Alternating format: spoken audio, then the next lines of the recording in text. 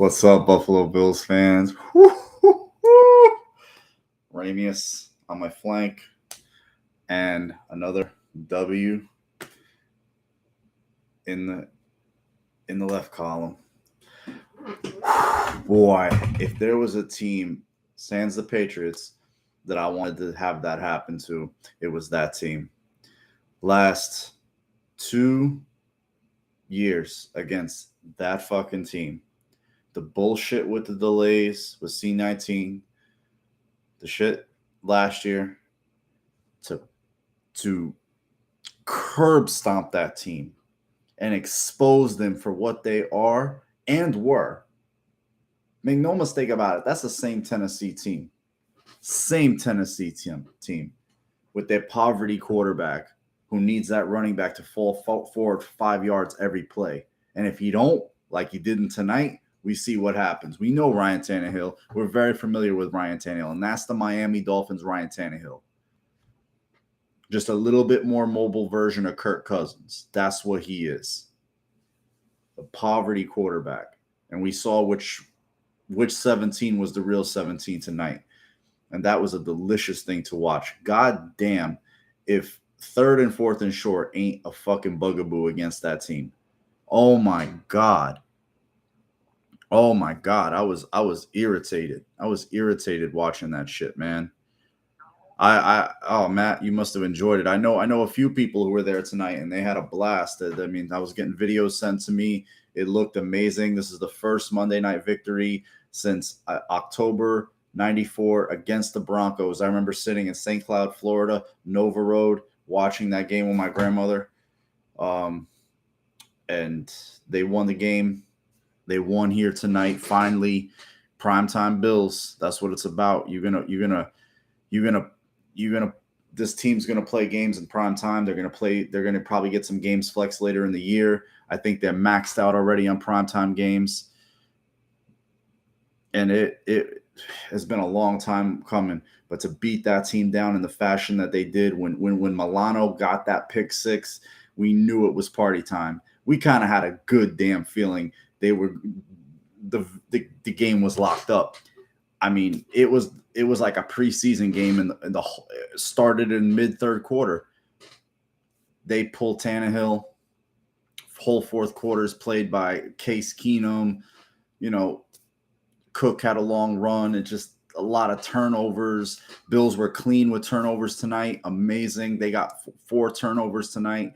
Couple of interceptions, some fumbles on some punt returns that Tennessee just looked hapless. And I watched that game here, because, Giants right here in North New Jersey, you see all Giants and Jet games.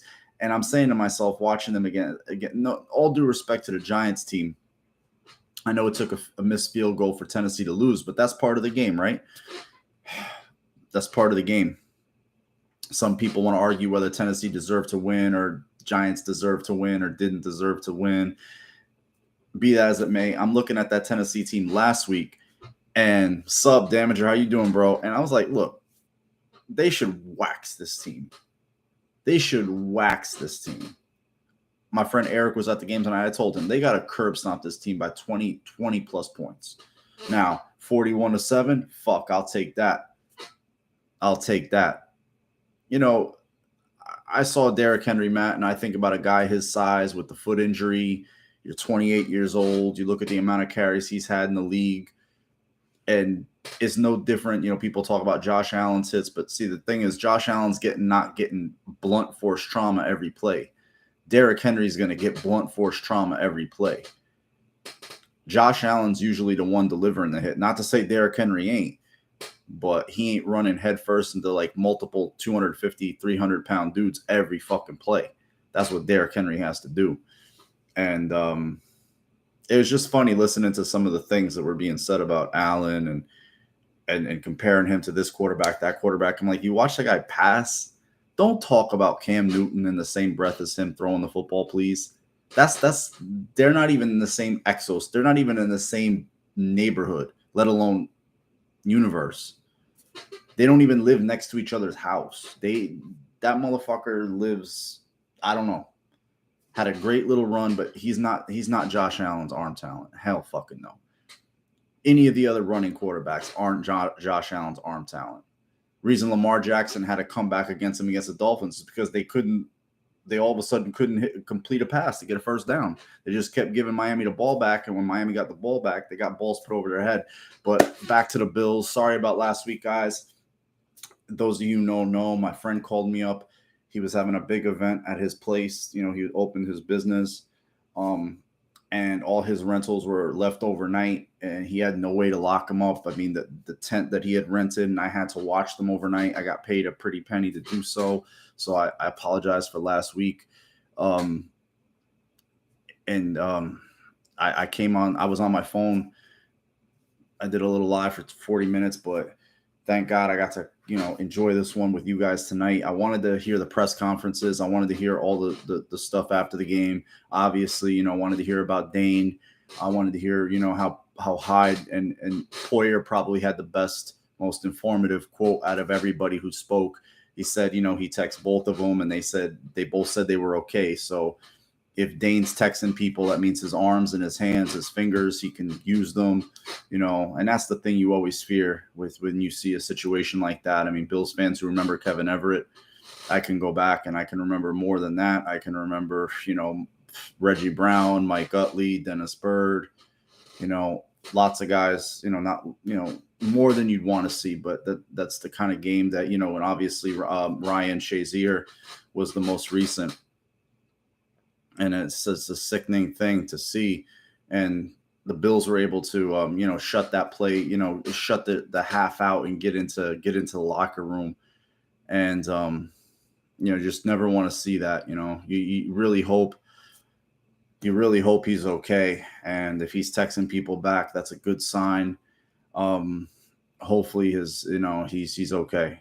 And, he can just, walk and, hopefully, it's just everything was precautionary as a situation like that should be, even with Hyde, certain other guys late in the game, you pull them off the field, you feel Jordan, Phillips' hamstring tighten up, pull him off the field. Matt Milano's, they said he had a stinger, either way, a lot of those guys, you put them in bubble wrap at the end, at entire fourth quarter, McDermott after the game telling guys to get their rest. And thank goodness, the entire fourth quarter was spent with just us playing downhill most times. There was that. I'm gonna say something tonight, guys. The referee was that whole crew. I watch these refs week in and week out. That crew tonight was fucking horrible. It's like you throw a flag. Do you have to get together and have a little powwow every time you throw a flag? It used to be the flag was thrown, the ref was on the mic telling the crowd what the call was, and you got on with the game. These fucking guys, it seems like every game, but this crew in particular tonight, it's like they knew they were on national TV. It's like, hey, we got to get together and have a little 45 second discussion, sometimes a minute and a half, to talk about what we threw a flag on. God, that shit irritated the fuck out of me. It was driving me crazy. I'm like, look, just say what the penalty was and be on with it. Yeah, I mean, they were way too involved tonight for me. The refs, way too involved. I was not happy with that situation, but I'm nitpicking now. 41-8, 41-7. Bills go out, score a touchdown on their opening drive. Tennessee comes out, matches them, and it's like, okay, but Buffalo kicks a field goal. The game could have ended like that. Tennessee doesn't score again. Tannehill got pulled because Vrabel said, there's no need for him to be in a blowout like that. It's all crazy killer. I was on remote last week. I was on my phone. It's all good.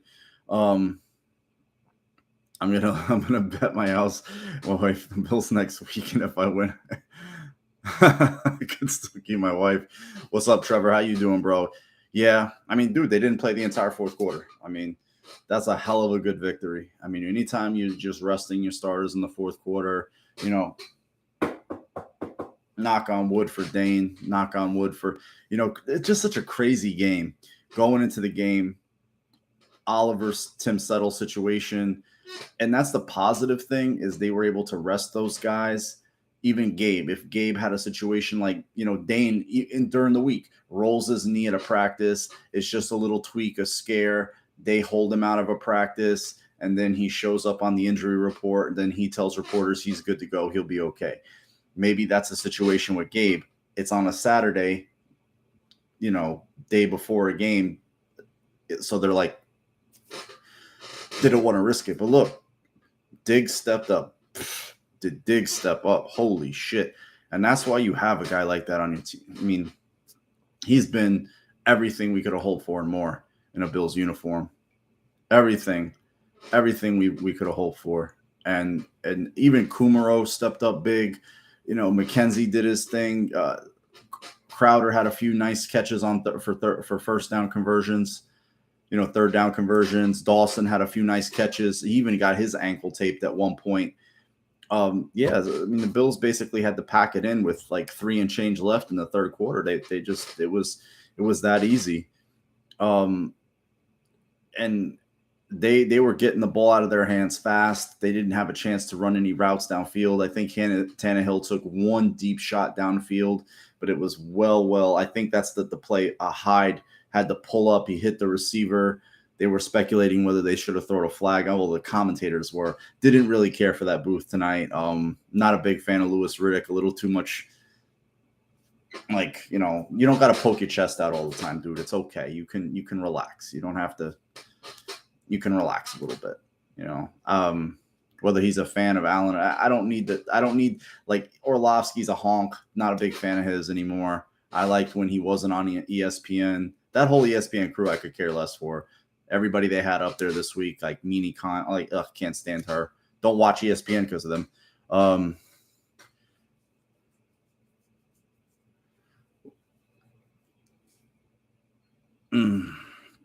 Read some. You see, what's up, bro? Yeah, what's up, Vols? How you doing, man?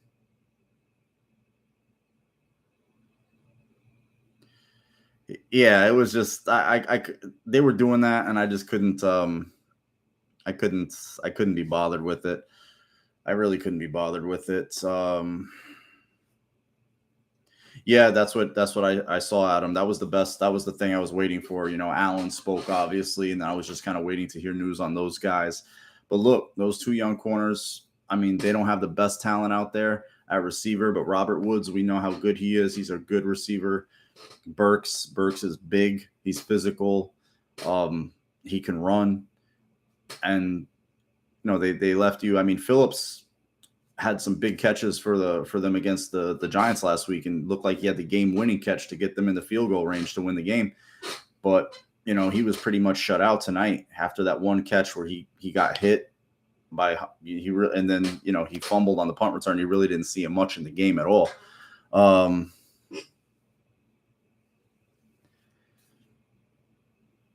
Let's see what happens.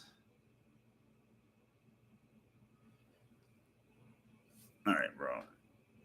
All right, Pride. Don't come in here stirring up stuff, please. You're riling up the channel. That game's next week. We'll talk about that one next week. You're not in here to talk about this and that, like right now. Want to come in and talk about the game next week? That's fine. You're not going to come in here, rebel rouse in the room, yada, yada, yada, doing that kind of stuff. I'm not going to stand for that stuff. You want to come talk about the game after the video on when I do the live after next week. We're not, we're not doing that kind of honk shit right now. Yeah, that they're just you're down there, Vols, I assume. But like for me, I just I never bought into their coach. I never bought into that quarterback, their style, as we've seen. Very, very good defense, very, very physical. But, when you just want to run and play defense and you got to hope that your quarterback can just make enough plays to keep you in, or, and God forbid he got to win you in a game, because once the game got to the point where, it's 24-7, Ryan Tannehill's got to start throwing the football. It's like, where Ryan Tannehill going to throw the football? I mean, they have to not have an A.J. Brown so they can have a Derrick Henry. So you let go of a 25-year-old, 24-year-old receiver to keep a 28-year-old running back who's coming off a foot injury. I mean, keep that as you will. Like, everybody's going to, say what they want about next week and this and that and just to stay. I mean, it's 2 games into a 17-game season. And there's a lot of football left. So we just know the Bills are 2-0. Miami's 2-0. And that game will be played on Sunday and talk about it on Sunday. But yeah, what's up, Doug? How you doing, bro? Yeah, he's irritating because he gets away with a lot. It's like those tip passes he throws always seem to hit the deck. But the one that Milano got from him was like, okay, that's Miami Ryan Tannehill. The Poyer tip was just delicious. Once the Bills were able to, it pissed me off when they were able to stick the muff punt in for a touchdown, settled for a field goal. And I'm like, you go up 31-7 on this team. You go up 31-7 on this team, they're toast. They're done. It's probably their toast right now. But 27-7, I was like, look, they go down and score a touchdown. That's going to give them some juice. But they picked him off right on the next series because he had to make throws. He had to make throws. The Bills defensive line was they were really mixing it up tonight. They were playing Phillips at end. They kicked Ruseo inside to defensive tackle. Miller was rushing off the right. They were doing lots of different things, and you don't have Oliver, you don't have Settle, Gabe Davis with the late injury. You lose Dane during the game. Hyde kind of went down after the game got way out of hand, and then once Hyde went down, the Bills started pulling their starters off the field like hotcakes. Josh, I think, was already gone at that point. And just you saw Diggs was gone. I think the only offensive line starter was I saw Dion was in there quite a bit. He was in there for a good long while. Yeah, Edmonds got home. That was a big sack. We needed that. Ruseo got a sack. The defense, you give 7 points in this league, and you see what happened yesterday with teams just giving up double-digit leads left and right. It's going to be you realize how what it shows to me if you watch. I'm talking about a lot of games right now. I'm sorry. You get rusty when you don't do these things for a while. I realize that. I got to respect the fact that I got to do these a little more frequently because I'm rusty. You watch Arizona, Las Vegas Raiders. You watch the Jets, Browns. You watch, some other games. There's not a lot of good coaching in this league. You watch Denver, my God. Now, is Nate Hackett a chip right off the old Doug Marrone branch or tree or not? Holy shit. He makes Doug Marrone look like Vince fucking Lombardi. Oh, my God. I hope, Crazy Killer. I hope, man. And, Ravens blew that lead. That's just more them just getting run past. You have new people in the secondary. You have, I think one of their couple of their corners were down, and the one Hill just blew past the corner, and the safety was all the way over to the other side, and nobody's there. It's just like, dude, you better keep running with him. He's not a guy who's going to route run you. He's either going to run past you, catch something that's moving across the middle, and then keep going. Edmonds is having a great season, Johnny. I mean, 2 games in, he looks like he's a guy who wants to get paid.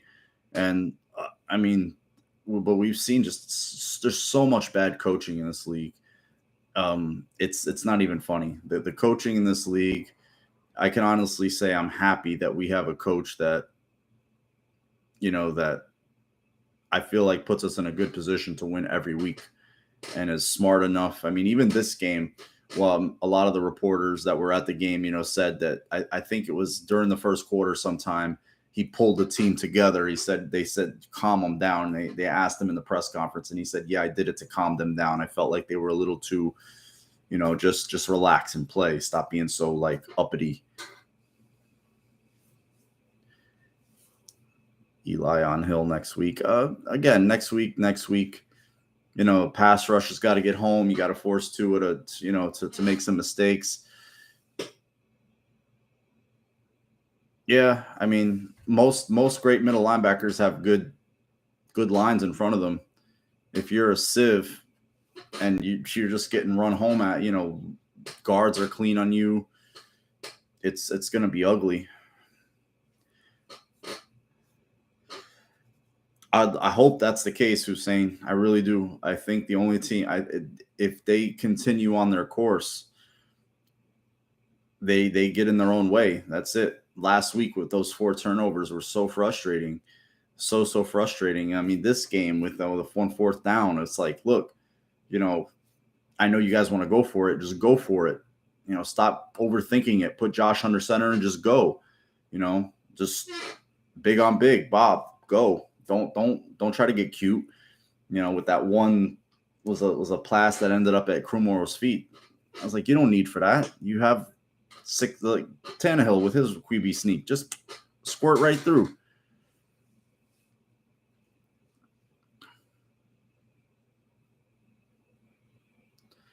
Yeah, I don't know. And they have a new defensive coordinator too, because Martindale's here he's here with the Giants and Daboll. But there's just a lot of bad coaching in this league. I mean, Daboll looks like he's a decent coach. I mean, he's given that team some juice, going for it in week 1. Yesterday smirked of a game like the Giants. They would have found a way to lose that game last year, and he's given them something that puts confidence in them, and they're kind of winning games the way Bills did back in 2017 and 18, and even 2019. They win in ugly. They're just winning grimy. They're just winning however they can. I mean, it's a situation where people are going to look at the end result and then the body of the game. It's like, you watch week 1, Tua, they tried to lose that game to the Patriots, and even the Patriots win in Pittsburgh. Not impressive. I mean, they were just trying to play keep away long enough to get out of there with a win. Just trying to do what they do: run the ball, play safe passes. Jones doesn't give you anything broken down play, improv. He's not capable of it. They play okay defense. I mean, a Pittsburgh offense led by Mitch Trubisky is not scaring nobody. There's probably a quarterback change coming there soon.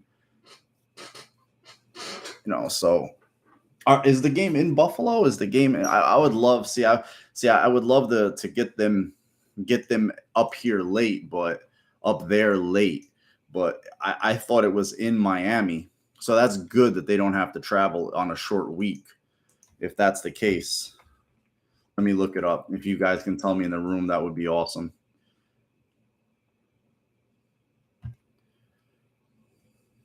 Okay, home. No, it's at Miami. Oh, so you're just saying that's his stadium because he owns them. Oh, okay. I get you.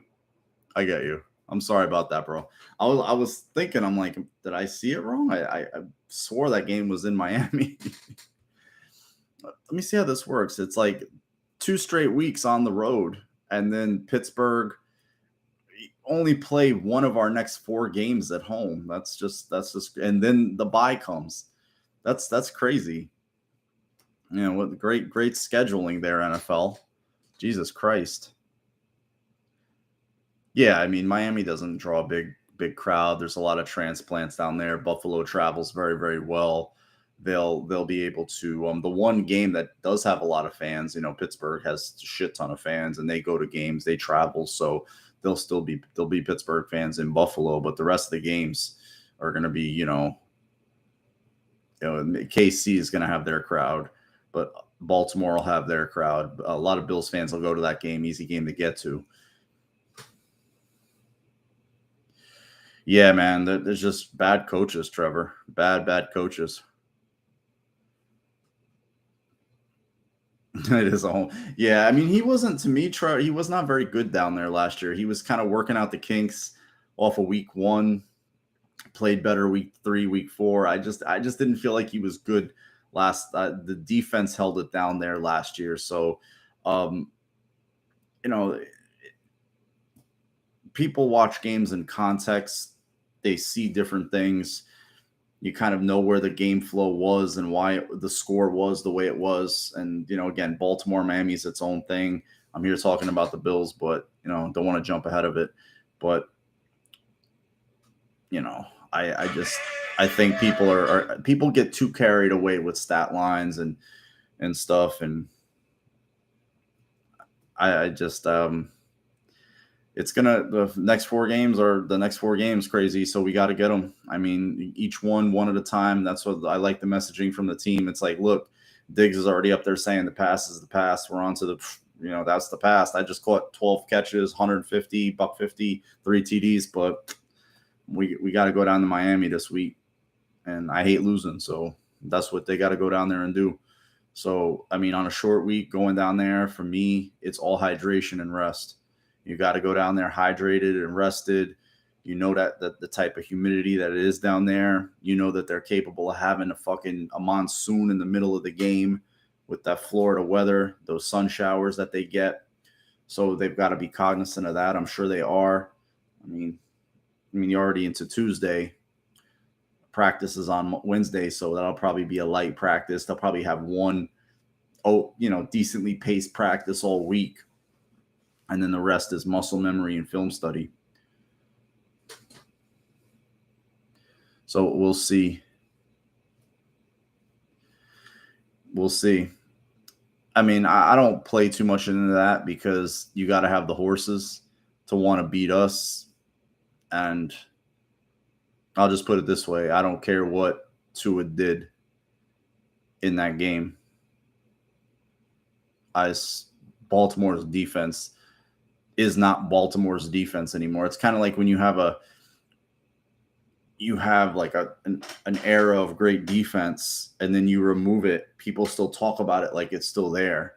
It's not there. It hasn't been there. Ray Lewis is not there anymore. Chris McAllister's not there anymore. Ed Reed's not there anymore. Jamie Sharper's not there anymore.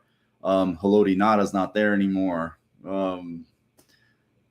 Terrell Suggs is not there anymore. I mean, people just like they can't get it out of their head. Like, that's not there anymore. Those players are not that good. They're not Hall of Famers. Like, and Tyreek Hill, we know how good Tyreek Hill is. They're good. They're amazing players. Shit. I mean, we love them on the Bills, but we trust that they'll have a good plan for them and that they'll be able to slow them down a hell of a lot more than what Baltimore could. That's it.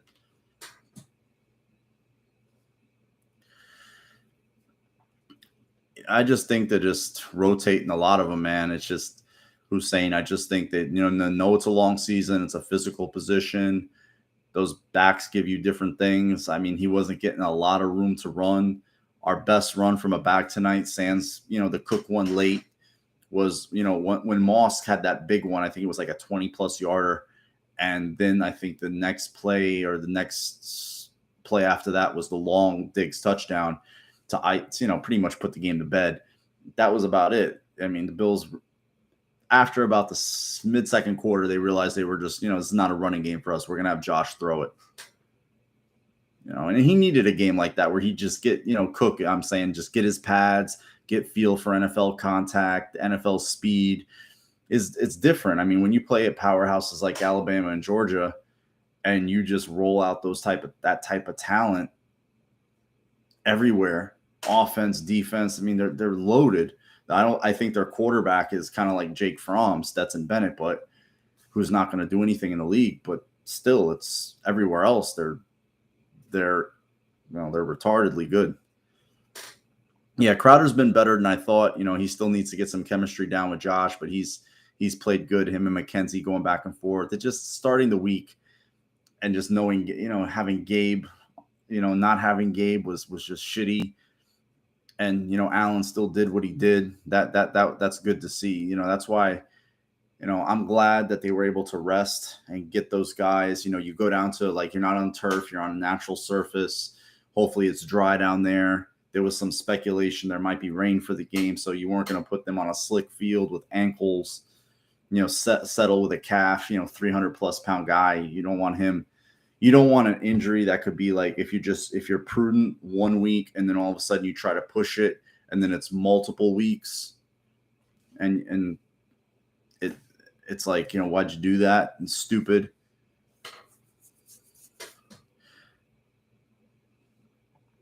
Yeah, I mean, but the guys, man, the guys played well. The guys overall played well to a man, 1 through 9 on that D line.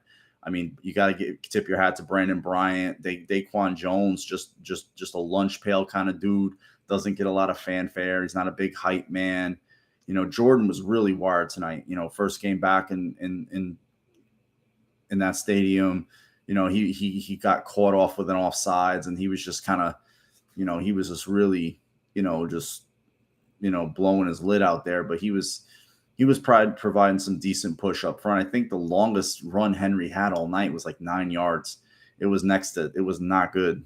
And then they just kind of bottled him up. I have the final stat line here. It was nice to see that they were able to really put the clamps on him. And then, we all know once the clamps are put on him, Tannehill is not going to carry the day. He just doesn't have it in him. He just doesn't. I mean, 11 for 20, a $117, 2 interceptions, 2 sacks. I mean, you know what I like to see? Allen only ran once tonight.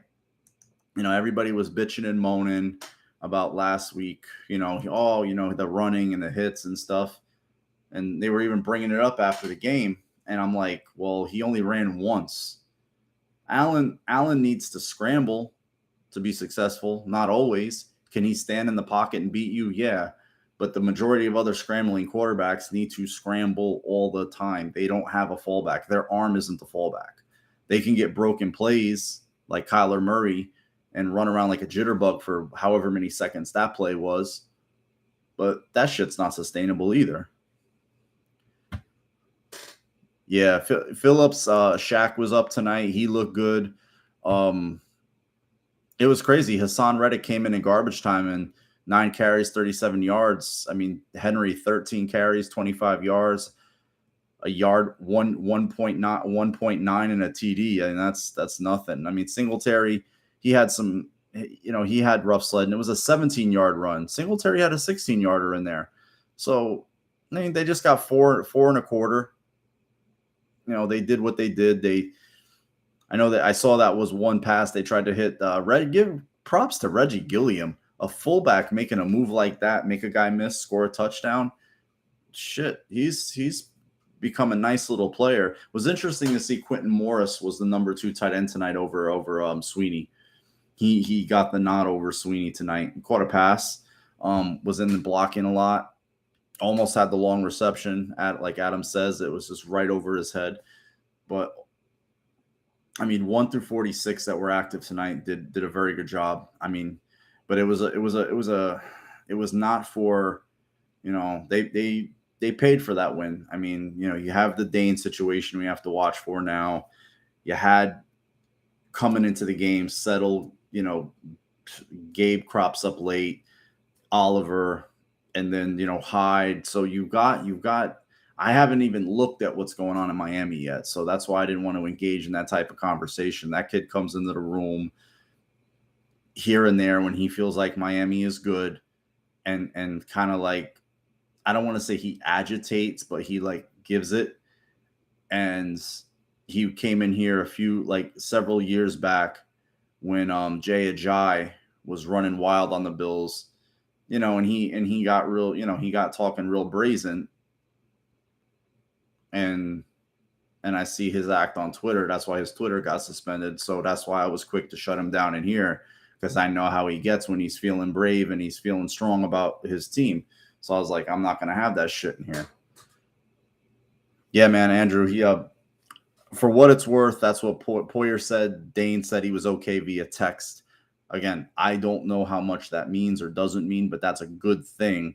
When you see an injury like that where a guy on a football field gets his neck bent backwards by a guy as big as Tremaine Edmonds, and I'm sure nobody feels worse about it than Tremaine Edmonds.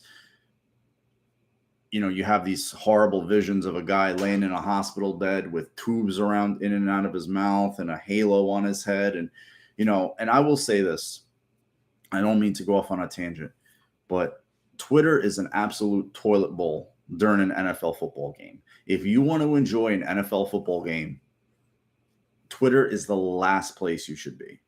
Some of the shit that some fans were saying, like, it's just after every play.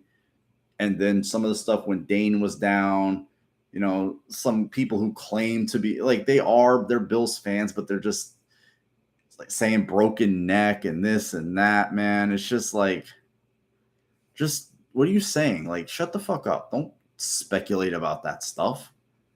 Don't say that. Like, you have no clue. Don't be putting that out there. And then thankfully that tweet was deleted, but still, no Super Bowl, one game at a time, man. There's nobody's crowned up September. Yeah, the message boards, dude. The old forums. Like, if anybody in here remembers the old Bills forum on Bills.com, oh my God, what a catastrophe. What a catastrophe. It's just like, oh my God. I like Twitter, but if you want to enjoy an NFL game and you're watching your team play, do not engage with Twitter. Don't be looking at it because it's just a sewer. You just can't enjoy the game. Everybody's bitching. Everybody's got a hot take. Everybody's got to say this and say that. It's just, Oh, and another thing today, was it just me or were the replays during the game awful? Like, I don't know if it's the stadium. I don't know if it's the TV, but you're trying to see a replay of a play to get a good look at it. And it's like you got to hear Orlovsky and Riddick and whoever else is in the booth go on this like 2-minute diatribe. It's like, look, can we see the replay of the fucking play? I just want to see a replay of the play. It's just like, well, why can't we see a replay? Because they're just blabbing and blabbing. It's the internet, Hussein. That's just the way it is. I don't know, Trevor. That was just insane. Like, I couldn't stand the refs. The refs tonight were really pissed. They were just annoying. It was an annoying crew tonight because you couldn't enjoy the game. There was just they just wanted to log a lot of TV time. They knew they were on TV. They wanted to be seen. And I hate crews like that. I just don't like it. Yep. No one. I mean, dude, if they can win them all, I'll take it. But they have to play one game at a time, And then just being 2-0 is a really, really good feeling. Two tough opponents, defending Super Bowl champions in their building. And then you had the Titans coming in. They've had the Bills number the last couple of years. They're a tough team. They're a physical team. They're just really annoying to play against. They're really a pain in the ass, and they scrap. You have to work for everything. Like, the Bills earned everything they got tonight. Nothing was free. Bills earned everything they got tonight. It was and they pulled away. So to blow that team out, it's impressive. It's impressive. Yeah, Sean, Matt, I was just not a fan, dude. Like, it was just it's like their crew's pretty good, but okay, if they were on TV, so if you want to be on TV, I don't know, just let the players play. It's about the players.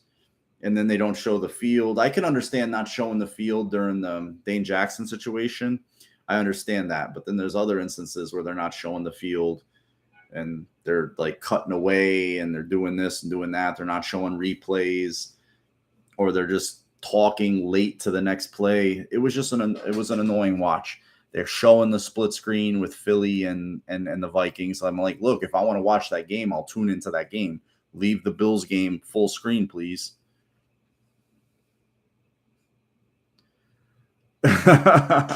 Well, I don't know. Let's just hope that everybody's okay, Hussein. Let's just wait and see. Hopefully we don't have to sign anybody yet. We'll wait. We'll know pretty soon. Hopefully that was all just precautionary. Knock on wood. He's okay. He's moving around. I'm not even speculate about availability for this week or next week or whatever. But hopefully, he's just sore, he's stiff, and he's moving around. That's the best news we could get. Was it me, or did Vrabel look kind of fucked up tonight? Vrabel has the one eye. He's kind of like, ex-player, kind of big, big dude, ex-linebacker. He's just,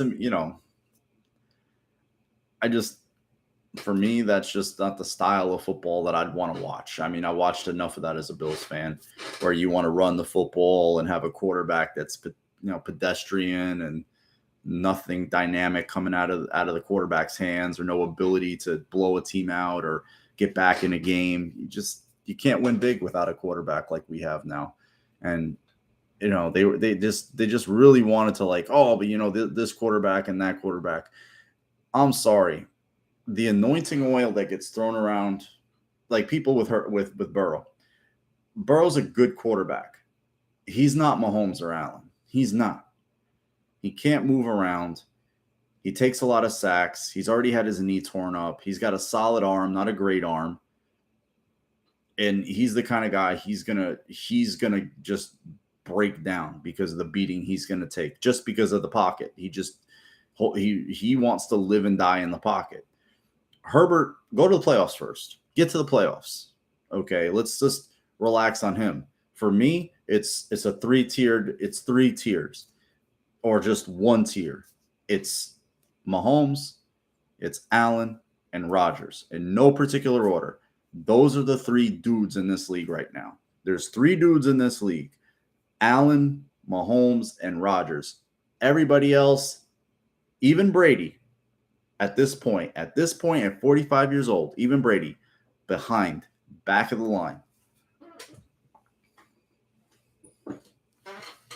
That's Doug Marrone football. That's right, Trevor. That was Doug Marrone football.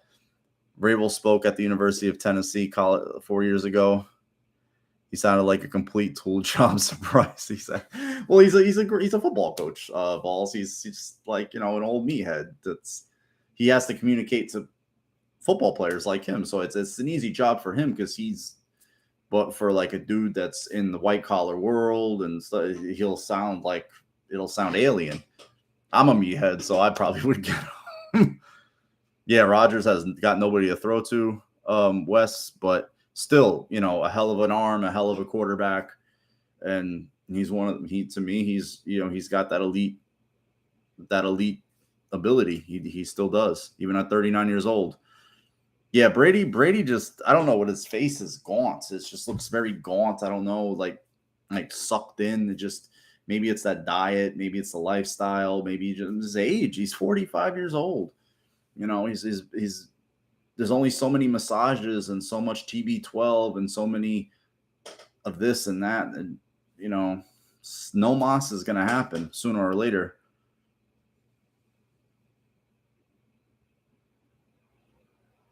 Was it like sounds more like a clinic for like HR departments.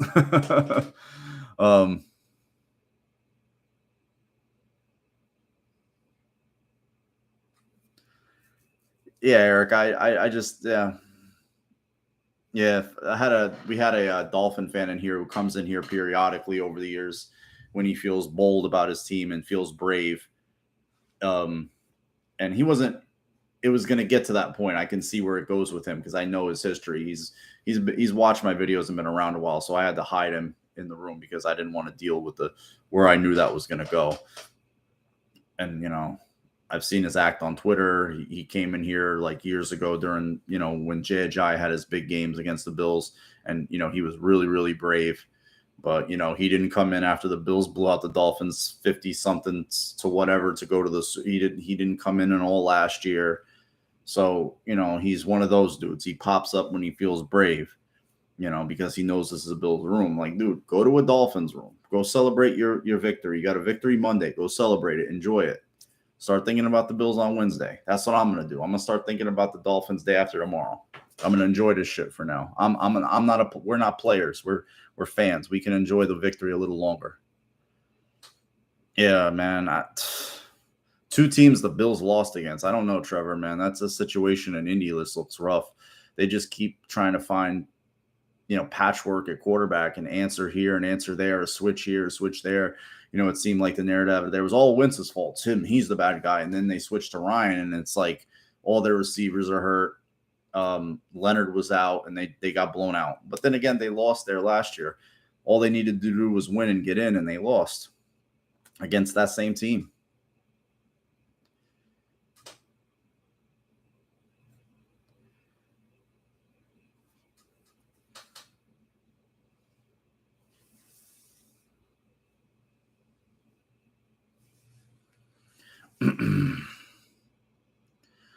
Sunday, when my Dolphins were down, Eric Coons and okay, no, again, talk about that game.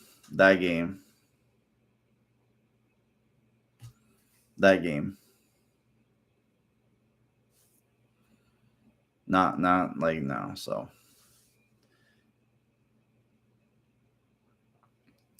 no, like I said, like I didn't see hide nor hair of him at the end of 2020 when there was a 50 burger on the board. I hadn't seen him he came in once after the Bills beat the Patriots. I actually know when he came in. He came in the Monday night game, the win game, when the Bills lost to the Patriots. He came in then. That's when he came in. He talked about how much he didn't like the Patriots. But, somebody who comes in to needle, like that, like passive aggressively needle, I don't like that shit. Dude, if you're, again, a Dolphin fan, go talk to other Dolphins fans, enjoy your victory. With that, Bills, they'll play them at Sunday, and I'll open up the room on Sunday, early evening, and that's the time. I just don't see the place for him, Eric. I don't see where he fits in. I mean, if there's an injury, if there's something, I don't know, but who sometimes you could just have too many cooks in the kitchen, too many cooks in the kitchen. I was just happy that beatdown happened. That's what I was happy for.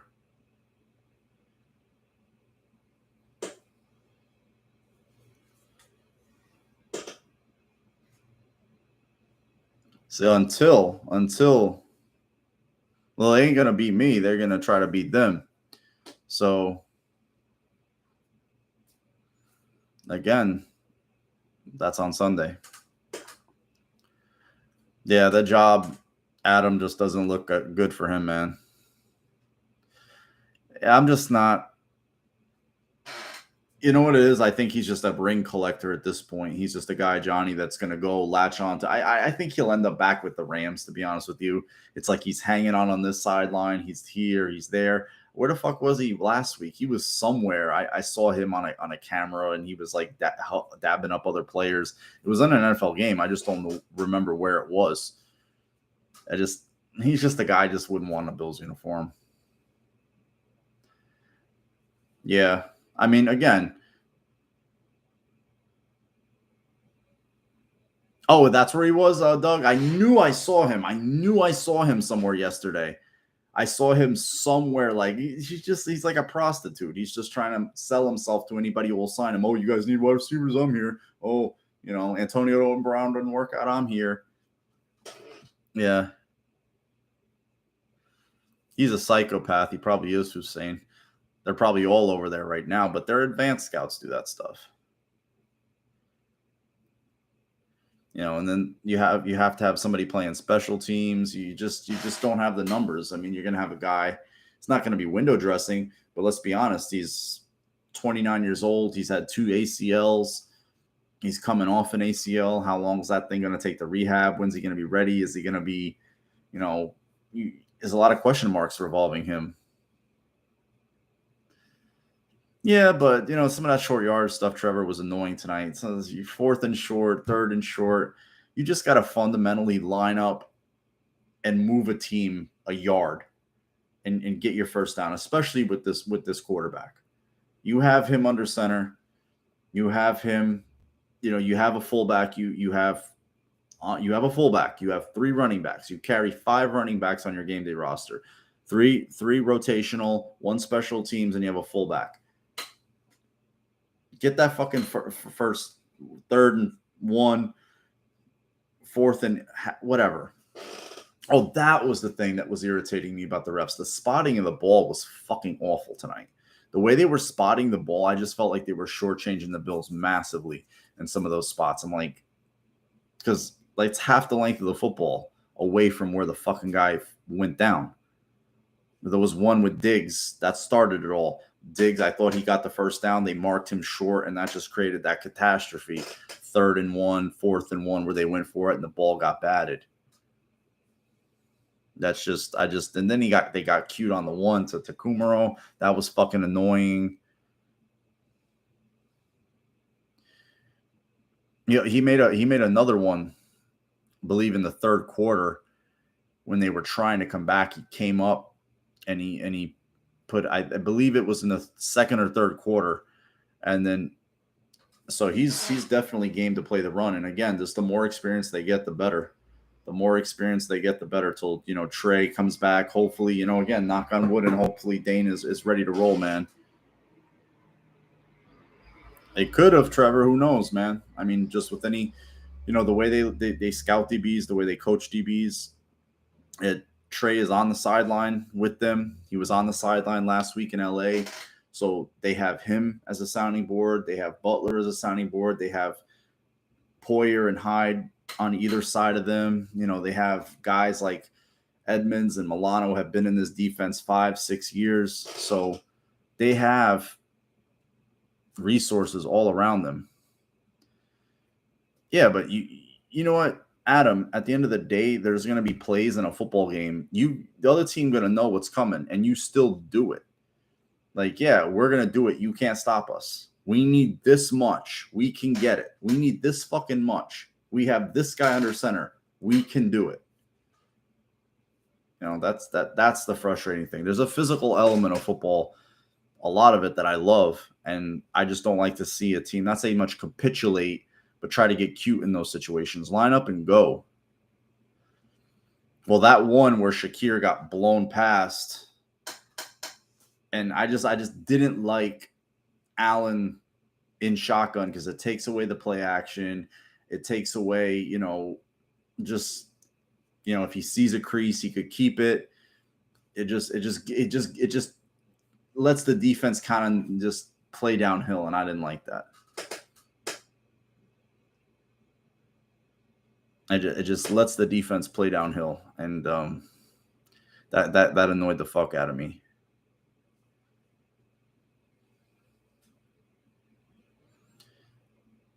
He got 2 late.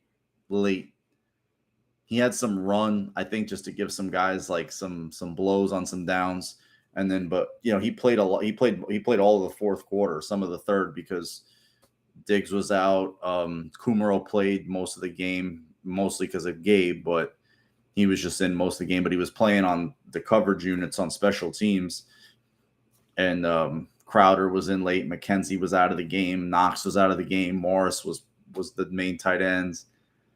Saffold was out of the game. Bobby Hart was playing left guard. Van Ruten was playing center most of all of the 4th quarter. So they had pretty much a lot of their 2nd-tier guys in.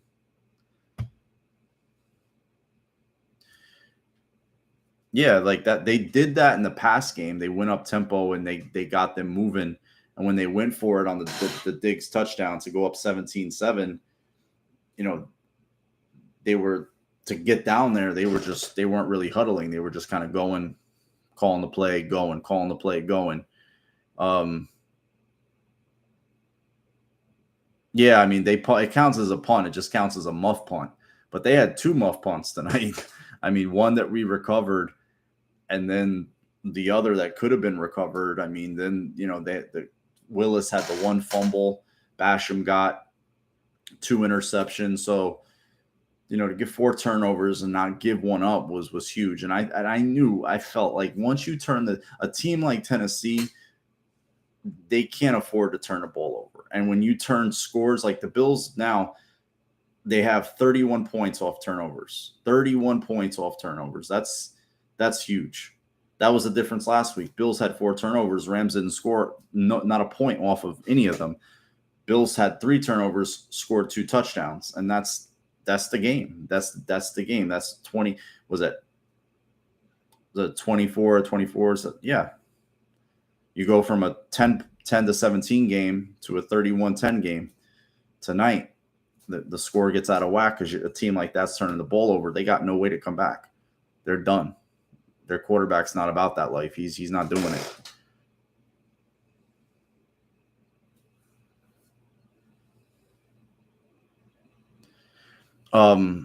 I don't know. Like, again, if you watch the game in context and in people, again, they're going to jump on the 6 touchdowns, but he also threw 2 interceptions and he had 1 dropped also. And it's, again, people think he did. It's like, okay, that's not the Ray Lewis Baltimore defense. If you watch last week against the Patriots, I mean, that was a game that was close, but it's not like they blew out the Patriots at home. They always give the Patriots a rough time at home. It doesn't matter if it's Ryan Tannehill at quarterback. It doesn't matter if it's Matt Moore at quarterback or Jay Fiedler or whoever. Take your pick of Miami quarterbacks. You saw the stat they put on screen. Allen now has 4 games in a row with at least 4 touchdowns. That's crazy, man. But he's the bell cow. He carries the mantle, from whistle to whistle, and he didn't play the entire 4th quarter. I'm not gonna lie, like I'm a prick. Like, I would just, against that team, they tried the home run throwback last year. I would have fucking ran up the score. I would have 50 burgered their ass so fucking bad. I'm sorry. I would have been like, we're gonna fucking. But you know what it was? You had some guys on the shelf previously. You had some guys go down tonight. You couldn't, it's early in the season. Bills made their point tonight. Bills made their point. Exactly, Johnny. It's like, okay, you realize you were down. Like, you were losing most of the game. It's like, okay, the quarterback got good when everybody backed off, and then there was no way for them to pull back up again. And then Jackson's not the kind of quarterback who can sustain a drive. He's a flash and a pan player. He thrives in chaos. He needs everything going. He's not going to fundamentally just drop back and pick you apart. He can drop back and throw a deep ball, but he's not going to, when things aren't working with that Andrews, who's kind of his bread and butter guy, those down and distance situations, they don't have the same run game. They don't have Dobbins. They don't have Edwards. Those guys are, perpetual, always hurt, seems like. Yeah, me either, Trevor. I just, outside the Patriots, they're the one team I just loathe. Because they're almost like Patriot South. You got Vrabel, you got Robinson. They had, just some of that same angst. I think Ravens have been getting worse over time. No, they were injured, but no, they haven't been. They didn't make the playoffs last year. Bills sent them home the year previous. Lamar had his MVP year, but it's like you plateau at that. Everybody, okay, you can jog around and run. It's like Kyler in Arizona. They won that game. They were down in that game a lot. And, it's like the McDaniels thing. It's like, we still sell this guy as an offensive genius. He's an offensive genius when he has Tom Brady. Did good work with McCorkle last year, though. I'll give him that. But still, has he developed? Has he, sustained that development? No, he was just the next guy in line. He had time away from Brady. He went to Denver. He went to St. Louis. He was trash. Yeah, that's I'm not a fan. I'm not a fan of anybody in the division. I don't sit here and root for the Jets to do good. I don't sit here and root for the Dolphins to do good. They don't sit here and root for the Bills to do good. So I'm not going to hide that. I'm like, you know what? Nah, fuck them. Fuck them. Yeah, I saw that stat line. Like, they allowed, like, let me go back and look because they still have the boxes up from last week. It was 38 to 42. They got passed on for, they almost gave up 500 yards of offense. I mean, Lamar had 119 yards rushing. He had a 79-yard run, pretty long run. Defensively, they didn't have a sack. No interceptions. Baltimore's defense ended up on the field in a lot in the fourth quarter. Miami didn't particularly run the ball great. Then they couldn't, but Tua had to throw 50 passes. And you know what? If you're making that guy throw 50 passes, I'll take that. Like, that means he's gonna have to try to come back from something. And that's the formula. He's gonna have to try to come back from something. And then he hits a 60-yarder to Hill, a 59-yarder to Waddle, and that changes the complexion of the game. But he hit those passes, so I got to give him the credit. Yeah, Eagles look like a good team. It's just, you know what it is? The Vikings are just, again, they remind me of Tennessee. They've got a very good running back, a dynamic running back. He's more dynamic than Henry, catches the ball better. But their quarterback, I mean, again, just a poverty quarterback. You know what he is. You know what he can't be. He's not a guy who's going to win it for you. He's going to, he'll have a game like this where he looks unplayable. And then he has a game where he looks solid. He's just, even in his career, this has always been who he is. He's a 500 quarterback for a reason. He's a perfect 500. Wins, losses, and one time. That's what he is. Hurts is solid. I like the way he's overcome. You know, he transferred to Oklahoma after the Tua thing, and he stayed. And you know, he's definitely a perseverance type of guy. Easy guy to root for. Matt Ryan is just, he's old, man. He's old. He's in a different place. He's talking to different guys.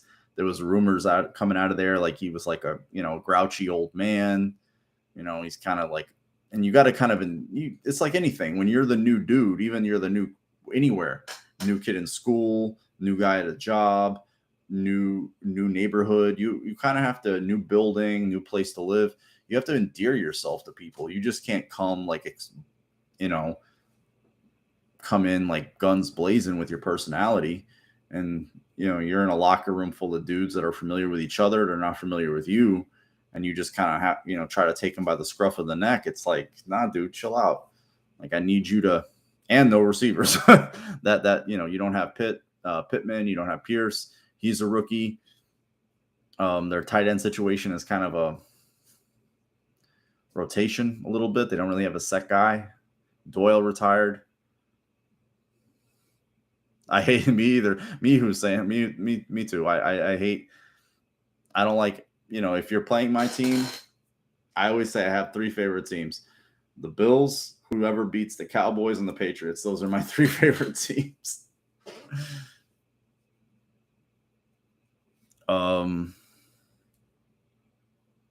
Yeah, he did, Soda. He knocked him out. Good seeing you, bro. It's been a while. Yeah, he keeps Paris Campbell around because I just think he has to justify that pick. I just don't think he's that good. To me, Andrew, he has to. I think he has to. Me too. You too, man. Me too. Speaking of Bengals, there's another team. It's just like the whole Taylor coach. Like, I just think I'll say they got lucky. Burrow did play, some good football. The Raiders game with the whistle, a lot of the other games, he had a lot of tipped INT luck. The brain fart the Chiefs had at the end of the first half there in their game, AFC Championship. It's just everything bounced their way on that. And even in the Super Bowl, when they got the interception, they just couldn't punch the ball in the end zone for a touchdown, settle in for a field goal. And that was it. They eventually just started force feeding Cooper Kupp, and he had Eli Apple on him, and we saw how that went. And their offensive line has got a lot more money in it, but it's not good. Something's got to give. Is the offensive line coach? It's the scheme. It's the quarterback, or is it all of the above? Who knows? I don't know how much to buy into that. It's just like when you got a wife that's much of a celebrity. I mean, in certain circles, she's a bigger celebrity than him, but she's a celebrity nonetheless, and she's got a lot of fucking money. people are gonna like they're almost like a tabloid couple right now. That's what they are. It's like he plays in the NFL. He's still a top 5 quarterback in the league till proven otherwise, in my opinion.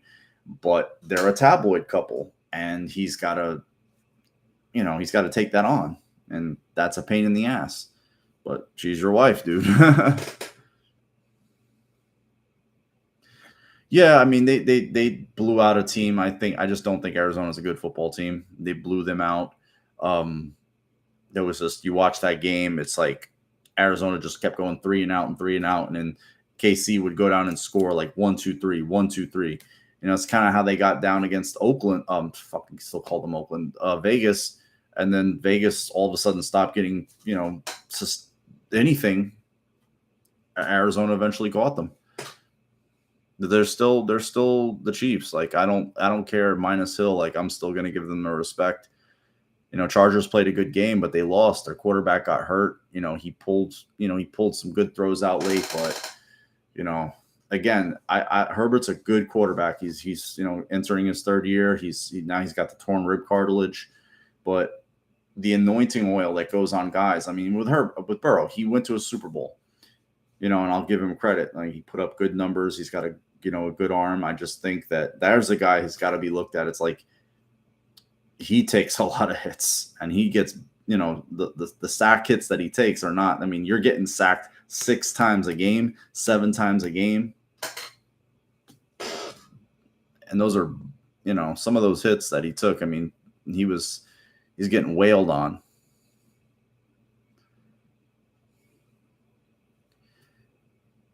Yeah, I mean, sometimes it's a drug, man. It's a drug, Matt. That's why these old wrestlers, you see them still in the ring at 50, 55. It's a drug, dude. You go out in front of where else in life can you go out in front of that many people and play a game? And get paid like that. And you're in that locker room, you're in that life. It's like you're asking him to stop doing that after all these years of success. And it's like, if he can squeeze one more out, he's the kind of guy who would hang himself if he looked back and said, damn, I had one more in me. I had one more in me. I could have done it one more. And he would never, he looks like a psycho. Yeah. Crazy. It's real early, man. The Bills, it's early. Two game weeks in. I mean, averaging 35.5 points is nice, and only giving up what 8.5, only averaging 8.5, giving up on defense. That's a good formula. I like that. I like that formula. They look good. They beat the Lions. They beat the Vikings. I mean, make Lions and Vikings. I mean, but they got their wins. I mean, and just those quarterbacks are not going to, again, they're not going to do it for me. Like,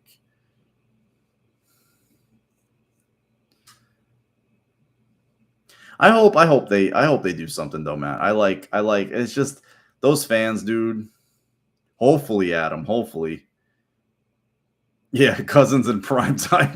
Cousins doesn't work, period. But when Cousins has to do something, man, he was putrid tonight, though. I mean, he was a catastrophe tonight. Swift is definitely good. That's one thing I will say. Swift is good. That motherfucker, he's and their offensive line is very good too. I mean, Sewell and Decker and Ragnow when he's healthy, they have Hawkinson's a good, a more than adequate blocker and a good receiver. So they have weapons. I like Amon-Ra St. Brown. He's really good. Equanimeous' brother. That's a hell of a first name, isn't it? It's arguably the best first name in the league. Equanimeous. Imagine naming your child Equanimeous. Like he comes out of the womb. You and your girl look at each other and said, that's Equanimeous. That shit, they had to have landed on that before the birth. I refuse to believe otherwise. Who names their kid that? No, they are a fun team. And Dan Campbell's got the whole like tough guy ex-player thing. He looks like a good coach to coach for. That's a tongue. Equanimeous. Equanimeous. Damn. You try to figure out 5 or 6. Holy shit. Yep. On Thanksgiving. That should be a good game. We owe them for 94. Yeah, Trevor, that's the goal, man. That's the goal. That's a great name, Divine Diablo. Like divine, you're divine, like the devil. You're the divine devil. That's a beautiful name. Like I'm a fan of names. Like that's a name. You can't. That's like you're from a movie. Ah, damn, that sucks, Bowman. Think. Yeah, they have the longest drought. They have the longest playoff win drought. They have the longest playoff win drought. I was at Colts in 2000 or 99 with the Lamar Smith game where they just handed him the ball 40 plus times and he just ran. Jay Fiedler was the quarterback. I remember watching that game. That's why I know Aronde Gadsden was one of their wide receivers. I remember that game very. They had Jason Taylor and Zach Thomas, Surtain, those guys. The other dude, the other Madison, Sam Madison was the other corner. So those names I remember very, very well, as I'm sure some of you do. But when you get old and you look back, you're like, fuck, that was 22 years ago. How do I still remember this shit? They got Ricky Williams and the Ronnie Brown thing going, and that they had just a slew of fucking real garbage ball throwers. Yeah, he drafted some decent players on defense for them. He definitely did. I will give him that. He was definitely a better talent evaluator than he was a coach. He had really good talent, and where he hit in Dallas was on the quarterback, the running back, the trifecta, and then they had the O-line, and that formula back then could get it done because football was different. The rules were different.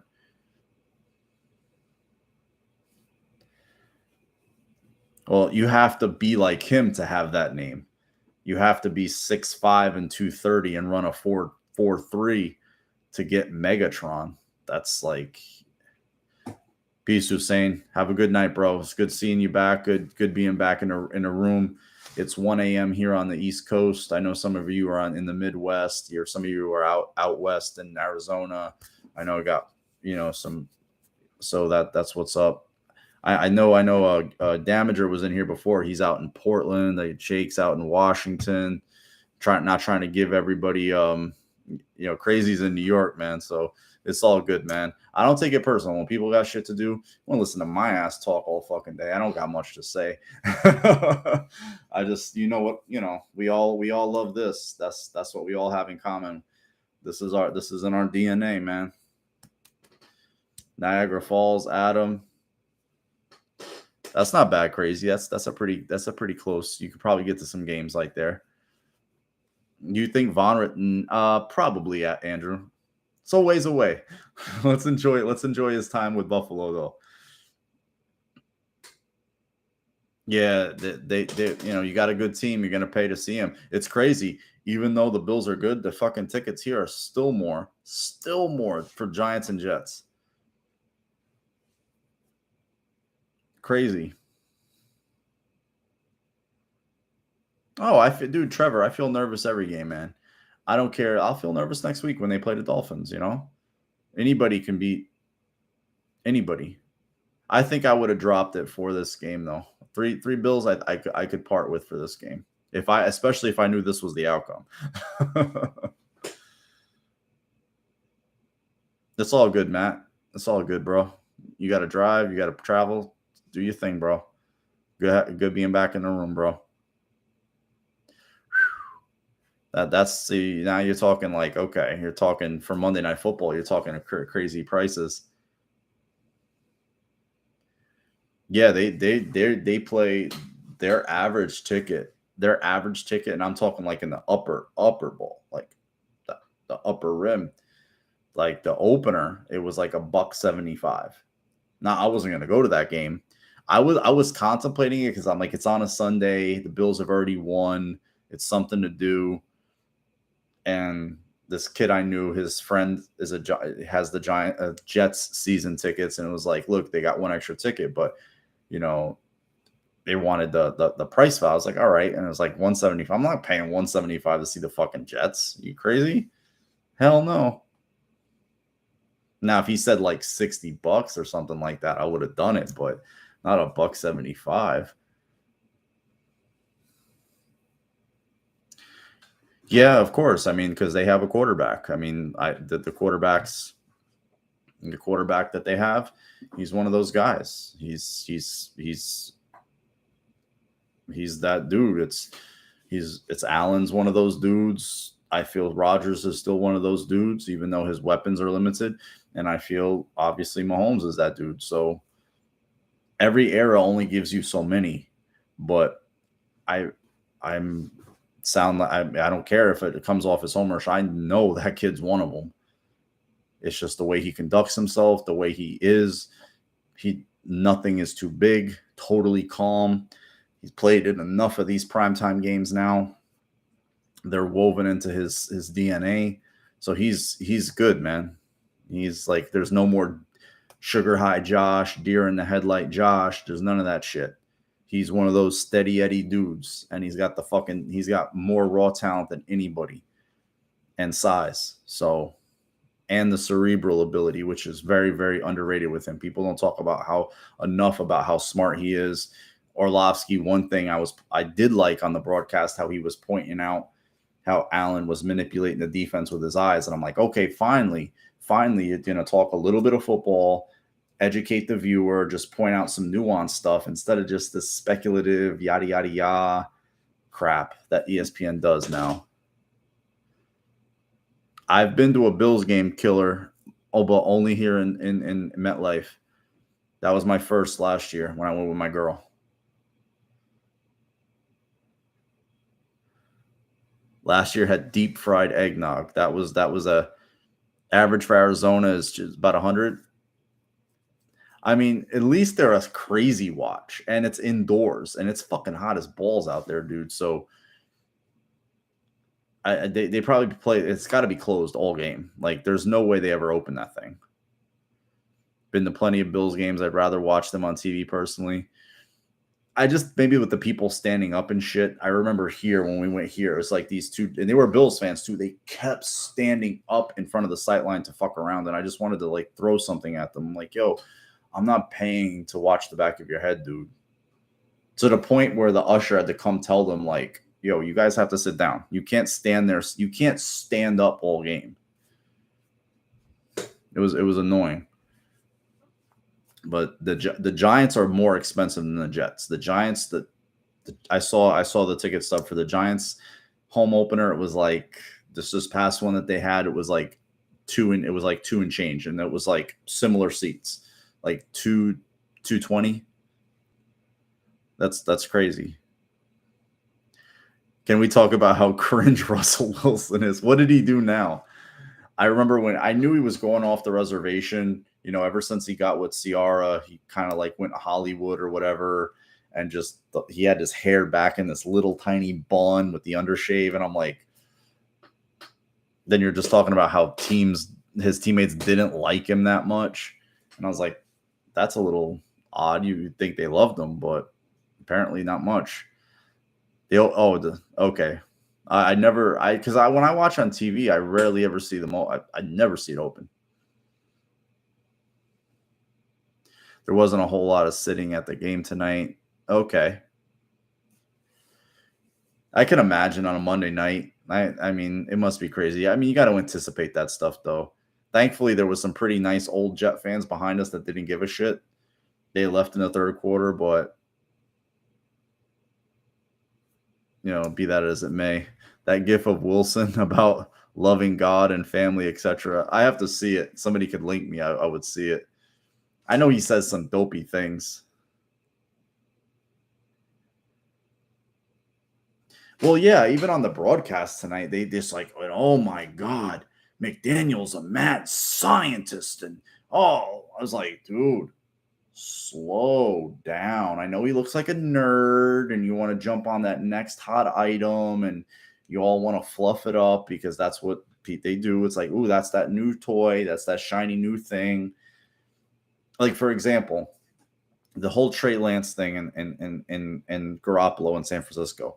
That's a fucking catastrophe. That is masterclass and what not to do with the quarterback position. And they have fucked that up since day one. They never, ever get their feet held to the fire. Well, the team that always gets tagged the mantle of passed on Mahomes, who's that team? Because we're going to talk about them too. The Bears, because they took Trubisky. Okay, they're the one that took a quarterback. But the next team took a defensive tackle, Solomon Thomas. They didn't take Watson. Well, that's kind of good. And they didn't take Mahomes either. And everybody says what a genius, offensive genius Shanahan is. And then, did you guys see this one? I don't know where he was when he said this. He had Sean Payton up there, who's doing nothing but drying out, by the way, because he's an alcoholic. He needed a year to dry out. Fucking never was a fan of him. He's a complete asshole. Was on somewhere, and he said this out of his own mouth. It wasn't like somebody quoted him or anything. He said that Mahomes was the most talented quarterback he ever scouted, ever. Mahomes. And I'm like, dude, you drafted Marshawn Lattimore one pick after Mahomes was taken. You're telling me with a 39-year-old Drew Brees, you didn't attempt to move up a spot to take the best quarterback it was ever scouted. You were just going to ride with the 39-year-old guys whose arm was already going. That's bullshit. That's a lie. I hate when they do that. That's a fucking lie. It's just a lie. Like that. Yeah, dude. That 2020 rear views. That's undefeated. Undefeated, because nobody said that shit when that kid was coming out. Nobody. But they passed on him.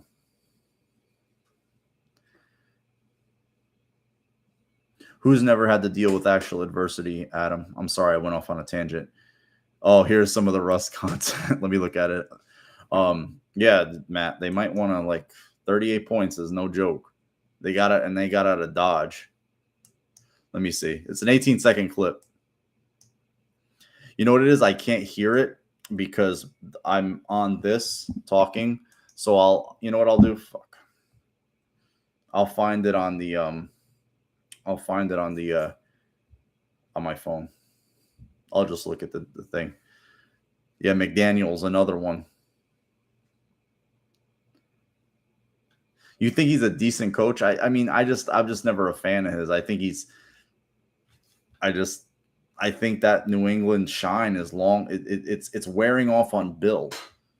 I mean, Vrabel's cut from that stick.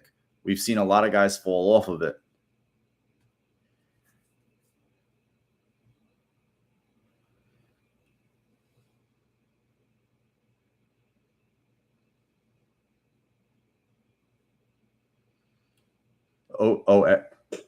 Everybody is pretending to have revisionist history. Seahawks staff trying to say they tried to trade.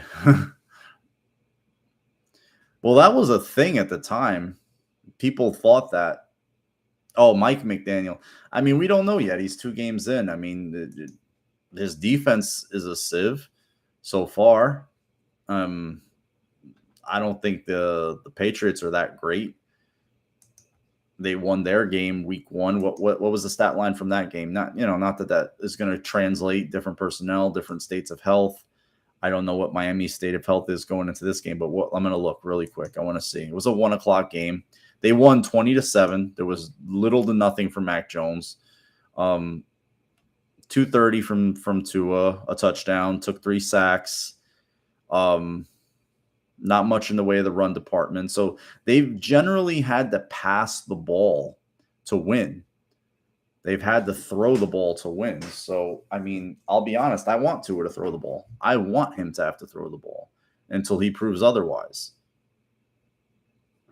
Now, if he proves otherwise, that's great. But they sacked Mac Jones 3 times, but he's an easy quarterback to get to. They hit him 7 times.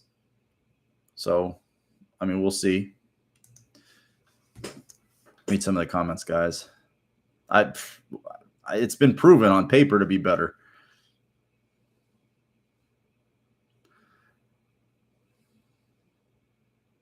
Yeah, I think they had a defensive touchdown too. Yep, it was the Brandon Jones and Melvin Ingram, the forced fumble on he didn't see blindside blitz. That's right.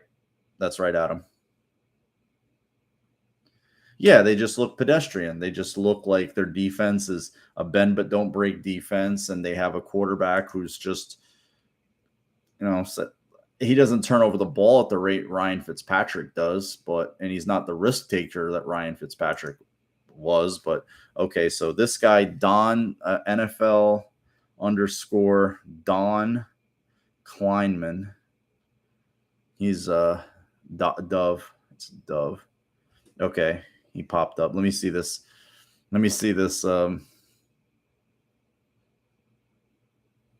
I'll just look at the media. From he tweeted it a few weeks ago, so I'm gonna have to scroll back in the archives here. Sorry, guys.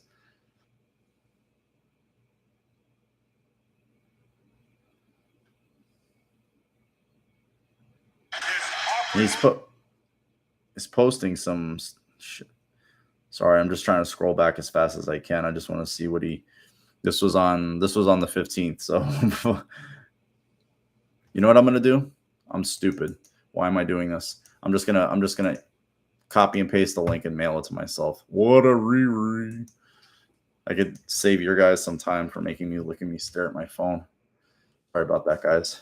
Chan Gailey. Yeah, he was the easiest guy to like, but he was also in over his head.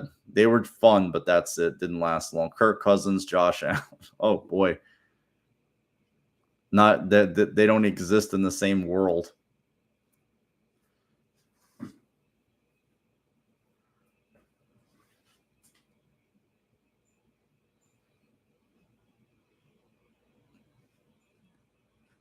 Yeah, first overall. First overall in the draft before that, the draft after that, the draft after that, the draft after that, the draft after that. There's not been one quarterback that would have been drafted. Even okay, I really can't talk shit about second-year quarterbacks. That's not fair. I can't say anything because that's just not fair. All right. Hey, sideline, let him pass. Hey, you gotta let him know. Come on, commit to it. Gotta let him know. Let him pass. Let's go. Gotta let him know. Let him pass. Let him pass. Let him know. 9-6. Let him know. Let him pass. Let him know. Let him pass. Nice and loud. Pass. Hey. What the fuck? That's crazy. And he just seems like he's wired. I don't know. Possibly. I mean, the Jets can do some damage. Let's just put it that way. Hill and Waddle are concerning, but I don't think you're going to see them running around without a Bills defender within 20 yards of them. Yeah, I mean, that's pretty tough. And the Baltimore's pass rush isn't the Bills' pass rush. They can't roll guys through. And I think our coaching staff is better. That's just the crux of it. I think our coaching staff is better. I feel like it's one of the best in the league, and I think they'll have a good plan ready to roll. And I think there's going to be, an element of cockiness there. They're going to be reading a lot of their own press clippings. They're going to see, we came back, our quarterback did this. He's the headline on on NFL thing. Okay, there's something that comes with that, and you have to, back that up. You have to back that up. So let's see what happens.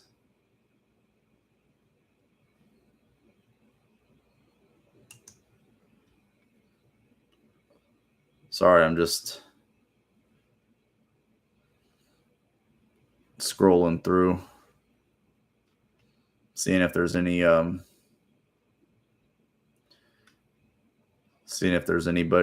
put some info about Dane or anything like that before I jump off here. It's 1:30, guys. I'm feeling live, though. I feel like I could do this all night. I'm so glad I got to come back in and do this with you guys. Yeah, he's a weird dude, Doug, man. He's he's a pretty eccentric guy, but I'm the things you're starting to hear now, because ever since, you know how it is, there's a falling out, a divorce, and then you start leaks starting to happen. You start to hear, like, he wasn't well liked. They've been trying to get him out of there for a few years. They finally had a taker, and it's like people like, wow, you just kind of didn't give away. You got a pretty nice haul. Teams don't normally just do that for quarterbacks, not even 35. But, I just think their coach is a catastrophe. Nate Hackett could fuck up a free lunch, and he'll continue to. Oh, okay. Is that what it was, Johnny? I'm sorry. What about the Florida humidity statistics show the Bills are humidity is above 90? Oh. Are they? That's interesting. That must be an old stat. Not recent. Hope that's the case.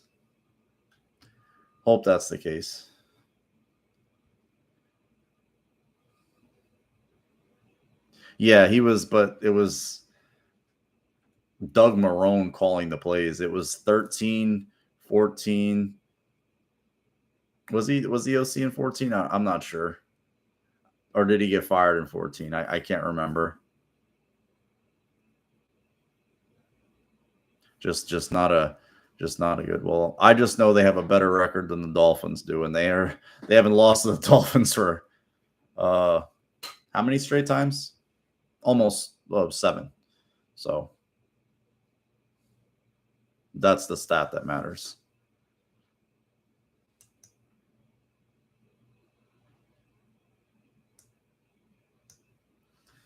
And he was starting to become an agitator. I could see where that was going to go real fast. This team is this and the human, like. So they've lost 67 games.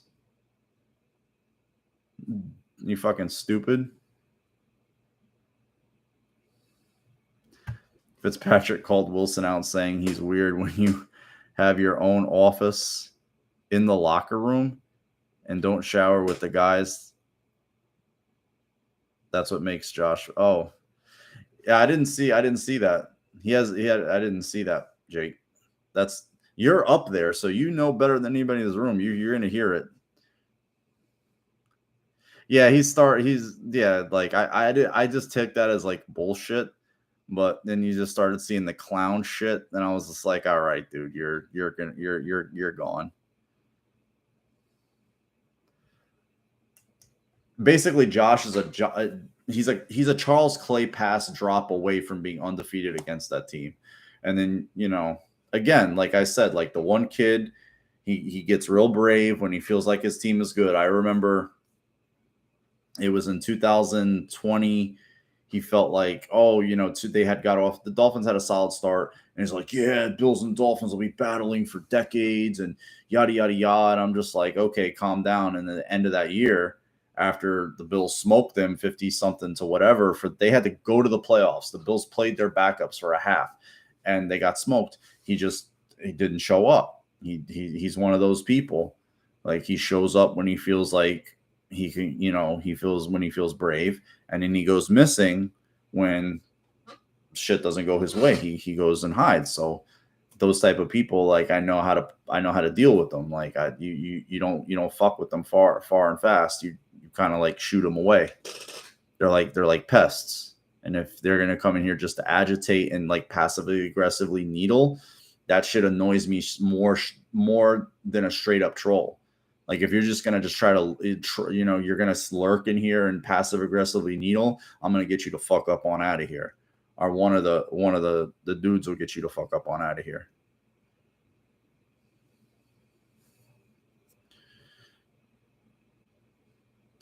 Yeah, till proven otherwise. Yeah,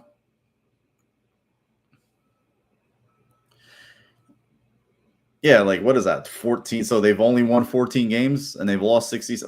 Like, dude, what are you fucking talking about? Like it's crack pipe shit. It's like I gotta remember, like, a lot of these people are on the bong for hours on end before they come in here. the trolls, or they just kind of loiter aimlessly, especially during NFL Sundays, from room to room, and look to fuck with people and look to fuck with people's rooms. That's what these losers do in the basement somewhere or wherever they are. It doesn't matter. You'd be surprised who does that shit. Like, there's grown ass dudes with kids you would think have better things to do. They're in chat rooms fucking trying to start shit.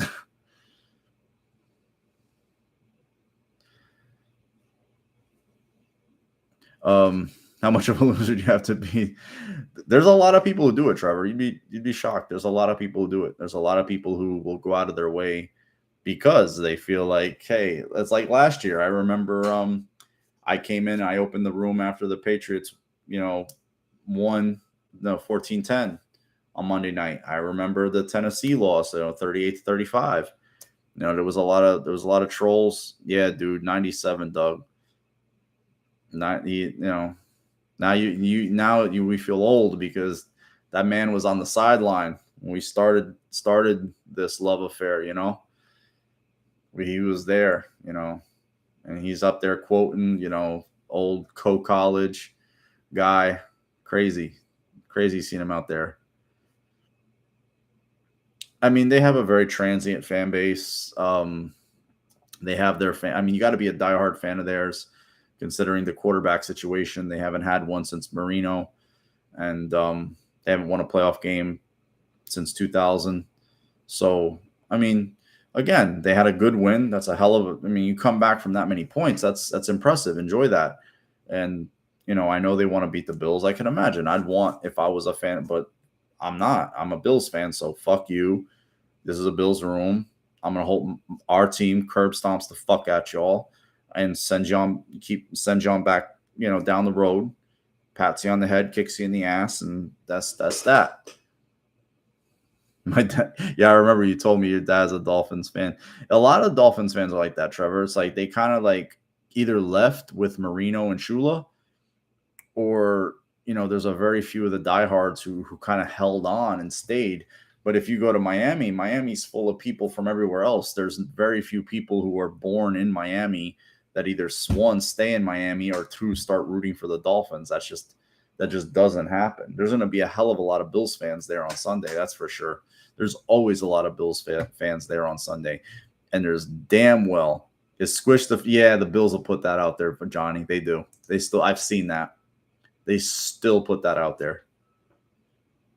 I mean, that's like the old, like that's from the 70s when they had like this ridiculous win streak. The Bills didn't beat them throughout the entire 70s.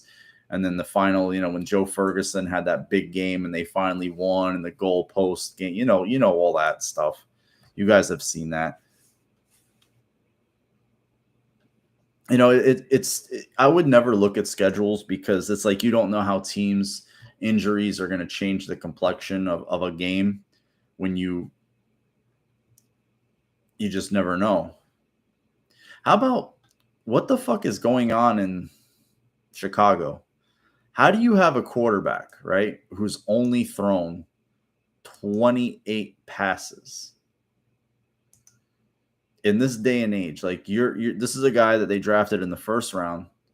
I get you're trying to develop him and stuff, but they were losing. They were down by double digits. And they chose to only throw. It's like, what are you trying to protect him? You're trying to 11 times?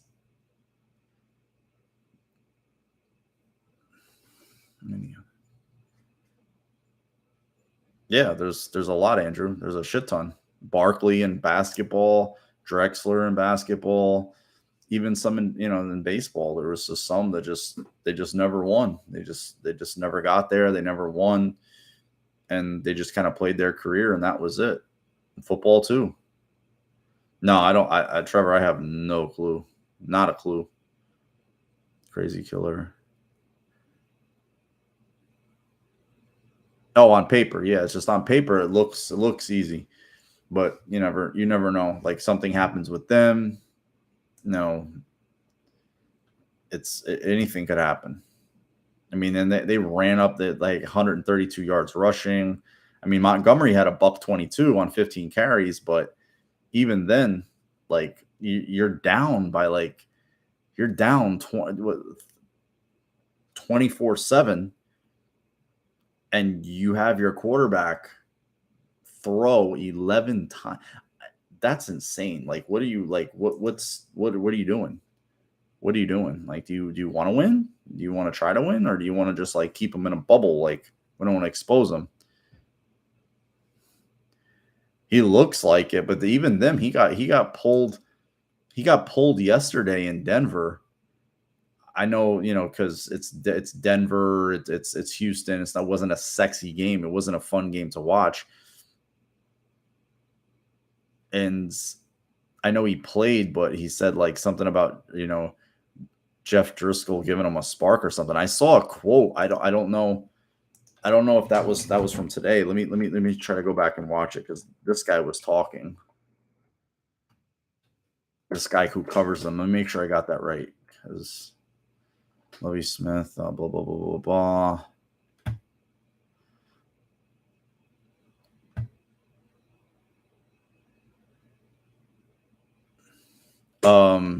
Jeff Driscoll is supposed to back him up, giving them a spark. Okay, so he didn't get pulled. I was wrong about that, because I didn't watch the game at all. The same guy also tweeted he has full movement. He was taken to a local hospital for a CT scan and an X-ray. Full movement. X-rays were negative. So those are all good things. I hadn't seen that one yet, so I guess they had to change it back up. That's all.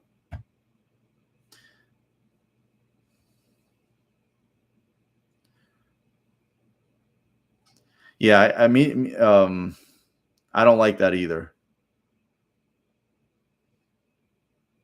I don't like that either, Mr. Yamagi. I don't know how to say your name correctly. I hate when people like, oh my god, they like, dude, that's not how football is played. I've seen, I mean, on the replay when they slow it down, it looked bad, but I've seen some in real time, like that looked worse, but the fucking guy got up and I was like, Jesus Christ, what is this guy made out of?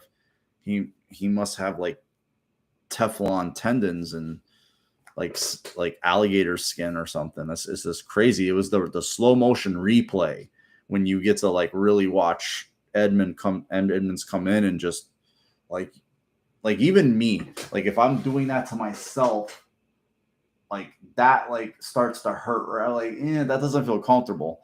And then I can only imagine a dude doing that to me. Like, I think I would be on the ground just like, yo, I'm gonna need a lot of help here. I don't think I'm going to be moving too well. So, yeah, Mills played admirably last year. I'd agree with that.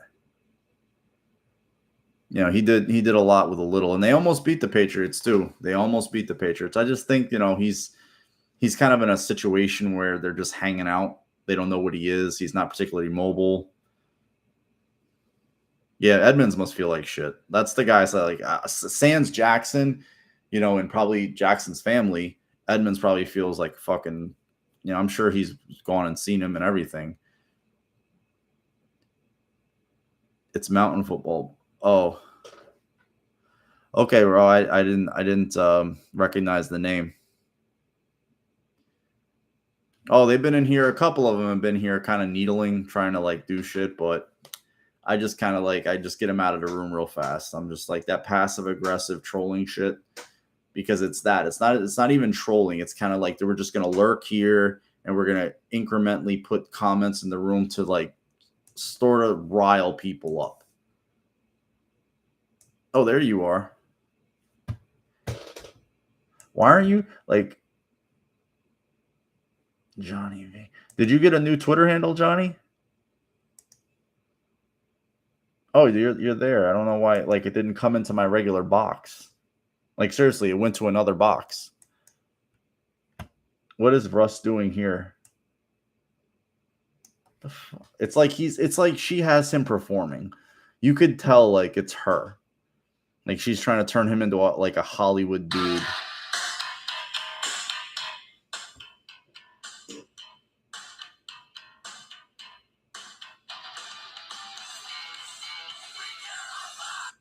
Oh my God. What the fuck was that? Wow. Yeah, it is, bro. It is. Yeah, I saw some again, like that's the thing. I saw Trevor like that when that's what kind of like I saw like just the regular reaction, overreaction. Generally, it's way overreaction to every little play. I don't tweet during games. The only time I'll tweet is when the outcome is pretty much like, okay, this is they're either gonna win or lose, and then I'll tweet. But I don't tweet like blow by blow every fucking random. But even and I'm going to sound way sexist. Some of the Bills female fans, oh my fucking God. Some of the shit I saw them tweeting tonight was a goddamn clusterfuck. And even the Edmonds injury, not the, I'm sorry, the Danish. I don't know if I'm ever going to be able to watch football again. And then literally, like, the timeline just loads up. Like, Diggs catches his third touchdown. And it's like, JA to Diggs all day, blah, blah, blah, blah. I'm like, oh, Jesus fucking Christ. Like, yeah, that was tough, Johnny. That was really, really bad. Yeah, releasing, you get rid of, oh my God, Edmonds had like some, like, arrest the line-in moment, fucking this, fucking that. Like all just different types of garbage. He was just like just all game, like some of the fourth downs or third downs. It was just getting too much. Oh, she's a real fucking you know. Like I try to limit what I see, but like Twitter's algorithm, the way it is, if you look at a certain thing enough, it just like I'm not following these people. It just burps the shit into my feed. It like forces it in there. And I'm like, why is it putting stuff in my feed that I don't follow these people? I don't want to see what they say. No, we don't play the Jags, Joe. That'd be the only team. Well, if they played them, they played them. I just want to beat them to beat them. Forget her. I just want to beat them to beat them.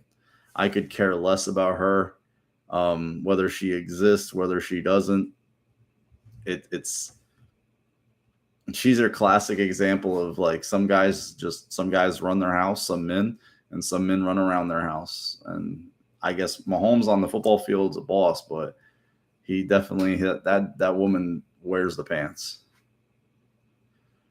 Defense looks good, mister. It looks fucking, like I liked, seeing Ruseo get a sack in a different kind of way from inside, using his hands, his length, and just the depth. They're able to roll guys in. Tannehill was getting rid of the ball fast, forced him into some mistakes late. He wasn't accurate. Nothing was going downfield because there was that one time, tenth of a second earlier, Vaughn gets a strip sack. But right after that, the wheels had already come off right after that for the Titans. I'm glad I recorded the game because I'm going to be able to watch that back. It's going to be, he's another disgusting wretch. Just he's another one of these this generation, this TikTok generation. These kids are zombies, man. And then you get the adults who are following down the path with them. It's like sometimes I get mad at my girl because she's always looking at that shit. I'm like, yo, you watch these people, or you go and you watch these things about people and relationships and shit. It's like some acted out video, and then you want to come talk to me about it. I'm like, look, you watch a TikTok. Don't come talk to me about the shit you watch thinking it has anything to do with us, because they made that video to try to like act a certain way or be a certain way. That's not real life. That's play acting. That's bullshit. Keep that shit over there. So we had it out over that a few times. I'm like, yo, that's not real life. That's people just putting out some sort of messaging. They're trying to make themselves look good. The best thing I've ever seen somebody say about social media is nobody posts their L's. Nobody posts their L's. It can be fun, but for the most part, it's not a good place. He played great. He had a nice sack. He had the other sack. Matt, thanks for even talking about him, because I wouldn't have remembered who had that other sack. I was pissed that they converted. They had him in like 2nd and 18, and then that was the crosser to Burks. I was like, what the fuck? He just loves being a Bill. He likes being a Bill. He was playing a little too much juice tonight. He was a little too amped up. He jumped off sides on the one. He gave them a 2nd and 3rd or 3rd and short. They had him in like 3rd and 6. They obviously converted it. I think they forced them to punt on that next series of downs, though. They were able to punt and get the ball back, because with them, it's like you could just get them to consume time and end up ending their drives in punts. That's a win times 2, because they need their drives, even them. Like, we want to score touchdowns. For them, they just want to stay in the game. Field goals, long drives to flip the field that might end up in a field goal, back you up. I mean, the Bills punted kind of tonight because they wanted to. They didn't really have to at any point. I mean, when you got Case Keenum in the game, that shit kind of doesn't count for me.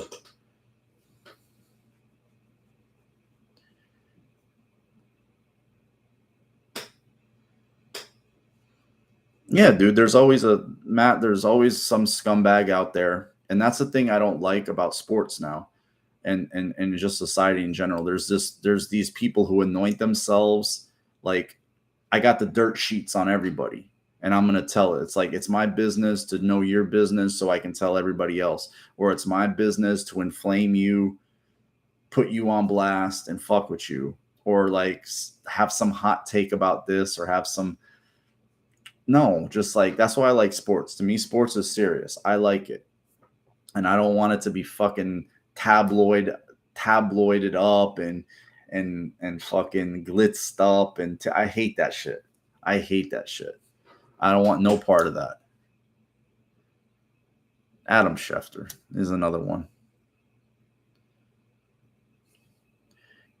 Yeah, he got him in the ribs pretty good. And Tannehill, I think that when Tannehill was done in the game, like he took that hit. The Bills went up and scored after that, and then he put in Willis. That was it. And you could see Vrabel talking to them, being like, "Oh, I'm just putting the kid in. We're not going to get you hurt here," because the agents tell them shit, Matt. They tell them shit. They do favors. They disseminate information for them. The agents gives them information. Maybe they can pull in or reel in a disgruntled team employee once or twice, throw some money his way around the back door, and then he tells them something he claims to know or does know. I mean, look at Jim Monos. He was that for the Bills. He's on Tyler Dunn's thing now. You don't think he was telling Tyler everything he could and then some when he was in the Bills, when he was the Bills pro personnel guy? I'm sure he was telling him everything about Rex he could. Adam Block and Brady retiring. Yeah, he did. He botched a bunch of stuff over the years. And, he had the one comment about, like, it was kind of dumb, saying Haskins wasn't, he just talked about Haskins' record when he announced his death. I just think there's certain things that NFL insiders or whatever people, it's like, look, if a guy dies in a tragic accident, being first to tweet about it, that's not sexy. That's not good. Like, these guys want to be first so bad because that's what it is. And media is like, I got to be first. But you really want to be first to tell the world somebody's dead? You think that's a good thing? I mean, meanwhile, there's people that he knows probably that have Twitter accounts or they have social media, and they got to read that shit. Like, do you want to click send on that? I mean, a lot of these guys are just cold, shameless, fucking amoral self-promoters. That's what they are. Most of these guys in media, that's and women, all these like that Mina Khan, I cannot stand her. I cannot fucking stand her. She is so fucking annoying. I just like, oh God, I see somebody repost something and it gets on my Twitter timeline. I just instantly click it off. I can't even look at her. There must be some incentives to being first, though. I mean, well, these networks pay these guys money just to blab, so they have to fill the ether with air. And sometimes when you're first, okay, you're first, but when you're wrong, you have some serious egg on your face. It's like what happened during the something happened when Adams, he said something about, it was something to do with Aaron Rodgers in the draft. Something to do with that. I forget what it was. and he fucked it up, and then he just went back and just kind of waffled on it. It was really wishy-washy. I can't stand her, dude. She's just ugh. That clip, but that's the thing. That's sports now. You got to have this. You got to have a chick on a thing. Like, do it. Would a woman? Let's just say, Mac Cosmetics. Would they come down, from Madison Avenue, New York, to have a guy like me, look like me, bearded and shit, just meat and potatoes kind of guy, talk about makeup? What do you think? Fuck no. Fuck no. They wouldn't. Like, so why do I have to see Mina Kimes, who's probably never played a backyard tackle game in her life, who's just a production puppet who they spoon feed shit to, blab about it? It's like, it's just maddening. I don't. So there's a problem. I don't.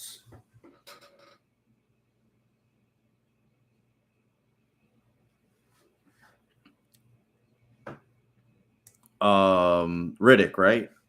Is that who you're talking about, Doug?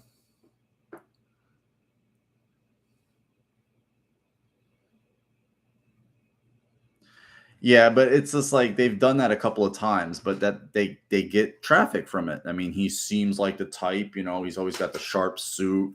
He's got like a very. I think sometimes there's just a little too much behind. It's an easy life behind the camera. I'm sure it's a tough life because it's a cutthroat business. But when you're in the NFL and you got to produce W's, that's when the real shit hits the fan. And those two I can't stand. Those two are horrific. If those are your A-listers, then you got a problem. If you're paying Stephen A. Smith to bongle, like he doesn't even know him, or Hunter Henry's on IR, he's talking about just tons of things that he said. He's an old basketball columnist from Philly who acts like the disgruntled, old Knicks fan. Like, his shtick is tired. It's just tired. They're unwatchable. Like, nothing they do is redeemable. Skip, he's an arrogant prick. All right, crazy. Get some sleep, bro. Appreciate you, man. Always. None of those guys are like, and then you got an ex-athlete like Shannon Sharp, and then, just some of the panels they have on there. Just once they get on there, I might like them initially because I only see clips they put on. I won't go watch ESPN on my TV. I just see clips on YouTube or clips that people post on Twitter. Like, I'll never go watch it.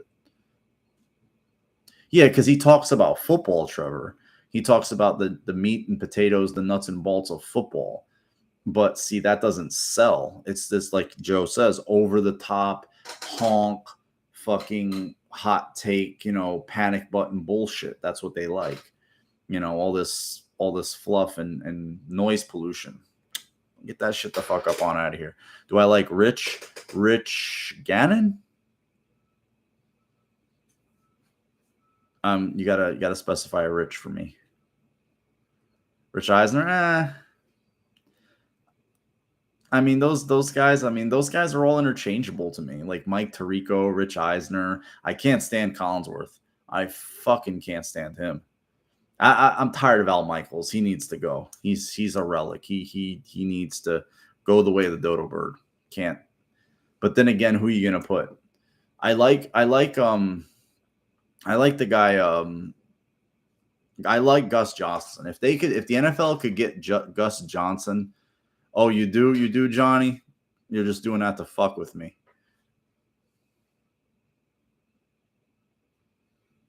If the NFL could get Gus Johnson, I would. That would be all. I love how he. Then you're fine here. Like, even Aikman and fucking Buck, they're just so like stale. Like, Buck can do okay, but Troy, I don't know. It's just they're cushy gigs, man. They make a lot of money. They're very cushy gigs. it's a boys club. It's very insular. They're very reluctant to let outsiders in, because God forbid. It's like the coaching community. It's like why a guy like Nate Hackett gets a job. Oh, daddy was Paul Hackett. Oh, offensive coordinator for you're the next. Why not? He's a disaster. Yeah, they're okay. Like, I can deal with Romo. Romo's listenable. He's passionate. The Manning cast is funny. They're dudes. They're football players. They're jocks. At the end of the day, once jocks start watching football, the jock in them comes out, and that's what us as fans want to see. We don't want to see this corporate bullshit, which is one of two things. We're going to sell the junk food to the idiots, which is all the hot take, pardon my take or pardoning or whatever the fuck those shows are, and then there's really nothing else. It's just that. He's got worse ones. I think a 12-year-old at Madden could do better.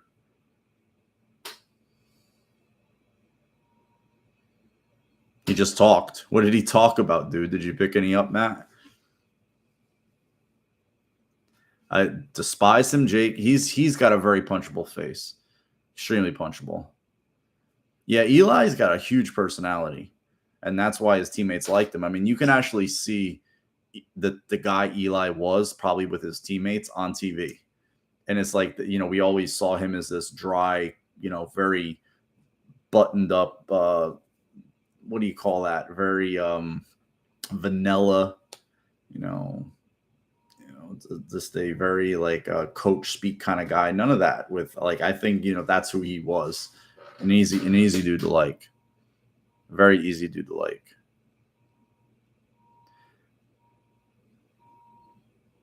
I think because fans want to talk to fans. We want to talk to fans. I'm not popular. I'm a nobody in the grand scheme of things. But fans want to talk to other fans, and fans want passion about the thing that they're passionate about. They don't want bullshit. They don't want and it's easy. It's okay to be critical of the Bills. Like, I can be critical of the Bills. That doesn't make you less of a fan, because sometimes being a homer can become annoying too. It's like if everything you think the team does is virtuous and oh my God, oh benevolent, oh we just guzzling the Kool-Aid, that becomes I don't want that either.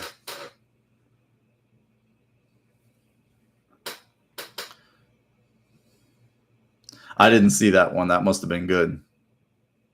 But see, Baldy talks nuts and bolts of football. He's easy to like. I like that for that. Like I grew up, I guess just different, Will McDonough, Paul McGuire, some of the guys doing the game like Dan Fouts, Randy Cross, even at the end of Homeboy,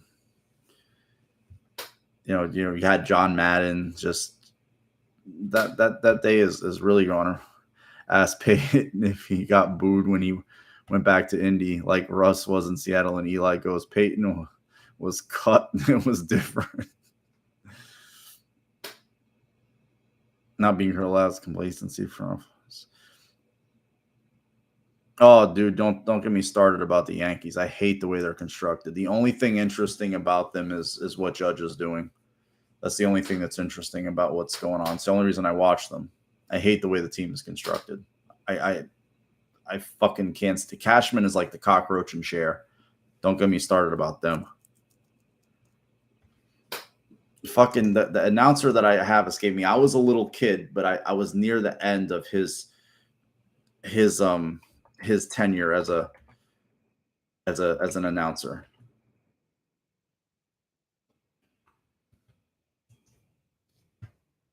The second I see his name, I'll know it. I remember Dick Enberg was great. Was not a fan of Brent Musburger, college, great. Jim Nance is not bad. He's okay. I can live with him. Pat Summerall I was fine with him.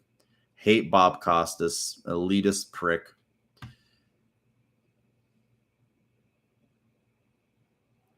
Frank Gifford. Ugh.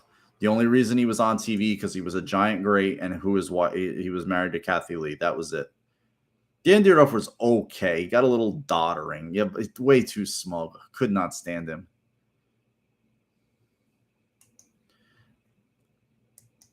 The one guy I'm looking for, I'm not seeing, but he was on Monday Night Football. Greg Gumbel, same thing. Kind of just, I just a little too like stiff upper lip for me. If I could see, I wish I can find this guy's name. It's driving me crazy because his name is very famous. Sports announcers of all time. Jack Book. Let's see. This is the best ones of all time. Let's see the game list.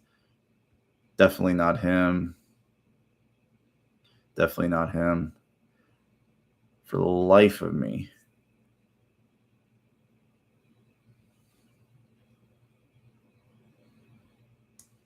Let me try to see.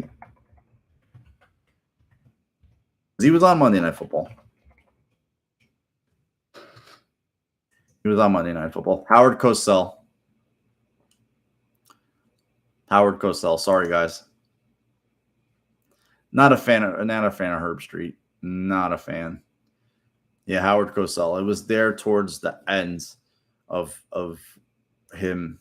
Like they would bring him out occasionally, more when he was a real steady regular. I mean, Keith Jackson obviously on the college call was great. Loved him. He was really, really good. But there's not many. I mean, I guess I'm picky. But there's not many. The guy that I would say like he's an A-lister to me.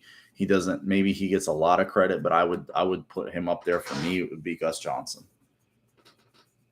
And Jackson was just for college was like he's who I hear when I think of college football Saturdays. I hear him in my head. I can hear him.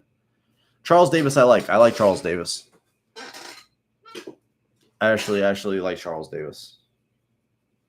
So there's another one. There's just I'm very picky. Like I know they have to do the analyst and the play-by-play and the color. So it's just like I'm not very familiar with how the crooks of those things work, but he's definitely one that I like. Anytime he's done a game, Booger, he's just an ex-player. He gets like I guess he gets on the. They have him in the studio now. Like I mean, shit. We saw what we did, and they just tried to throw Witten in there. It was terrible. They got him out of there, and then you had Booger riding up and down the sideline and that thing. It just they come up with these gimmicks in these boardrooms over in New York, and it's just like. Again, those are people who don't watch the sport. They merely look at it as a for-profit business, which all businesses are, but that's all they look for. They don't really know or they don't really talk to real fans. They don't really listen to real fans. I hated Buck and Aikman, but they're a lot better than I really haven't. I mean, it's such a low bar though, Adam. It's like if that's what I mean. You're the premier sports network, and your bar has been so low, and that's what you produce. I mean, like tonight, like Orlovsky and Riddick are just like to me, they're very like they do nothing for me. They did nothing for me. I mean, again, Orlovsky, some of the stuff he was talking about with like some of the nuanced quarterback stuff, I liked, but then it was just like. It was just very disjointed. I just wasn't a fan.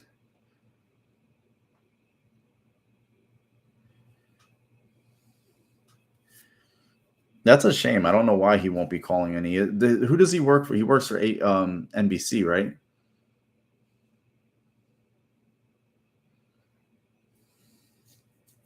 Yeah, just he's another guy. His dad, his dad is another nepotism baby.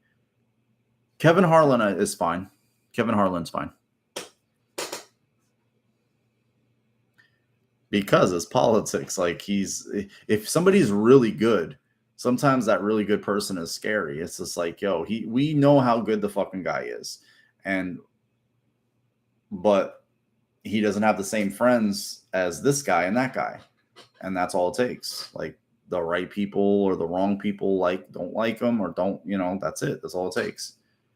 Now I don't know how I know he was sick for a little while or something like that, or that was another guy. I'm sorry, that I liked. He used to be on SNY, which is a network here, but yeah, Gus.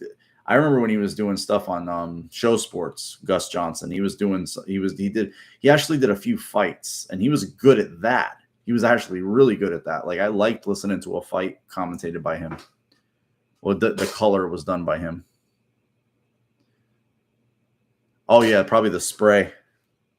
Like Jason Witten. Jason Witten all of a sudden had a hairline. And they would kill to have my hair. But we can't have everything in life. I can't play in the NFL. I would like to. I'd sacrifice a few follicles to have played in the NFL.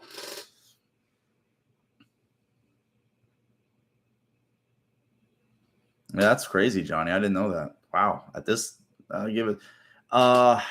Boxing, yes, that's it.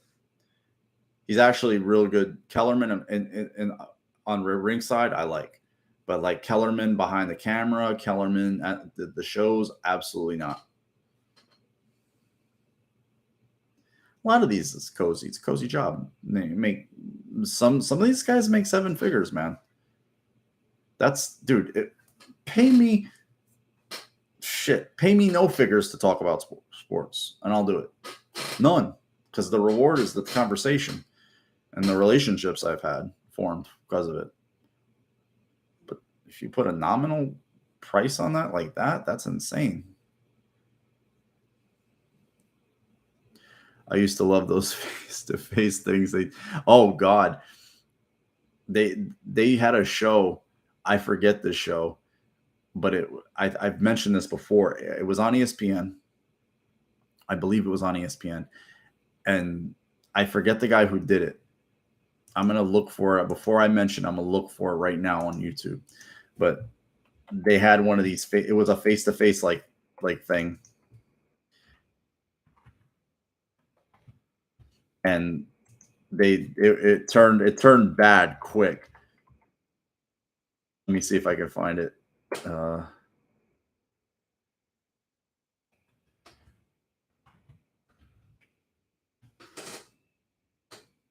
It was on ESPN. Okay, I'm just trying to find the show. So this was a real fucking clusterfuck. They had him in the ESPN studio, and it's like Hasim Rahman and Lennox Lewis. Hasim Rahman had just knocked out Lennox Lewis in South Africa. Of course, there's going to be a rematch, right? They sit them beside each other and tell them to start basically promoting their second fight. And then it gets heated really fucking fast. I mean, super, super fucking fast. And it's like, it could have been their first fight too, but they were trying to promote it for South Africa. And then it was just, Mauro Ranallo was great MMA announcer. Great MMA announcer. And I've never seen him. I remember in Pride when he took over for he was beside Boss Rutan, the other guy who was not bad either. I actually liked him, but Rahman and Lewis right beside each other, and they, I guess, obviously, promote the fight, and it ended with them fucking going at it on the set on TV, and then that was it. And then they never had that show again. Like literally, I don't know how much. I don't think that show lasted much longer after that. But it was one of them. It was epic. Yep, they're on set. They're fighting each other. Rahman is on top of Lewis, and it's like everybody's trying. It's on live TV. See, I know in the second fight, Rahman got knocked out against Lewis, and in the first fight, it was the reverse. But obviously, Lewis was a better fighter.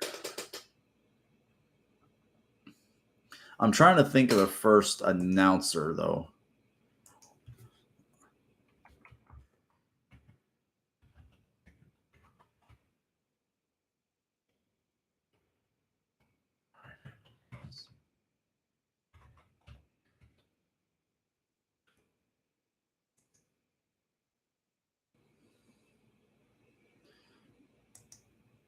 It was Boss and it was another guy. I can't fucking. Cowboys like commentators.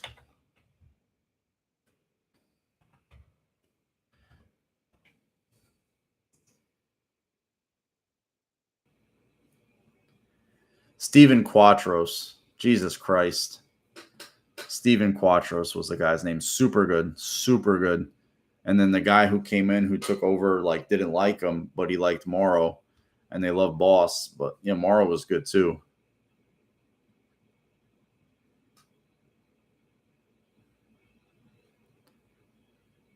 I'm trying to read something. Jim Lampley was good. I like Jim Lampley. He was good.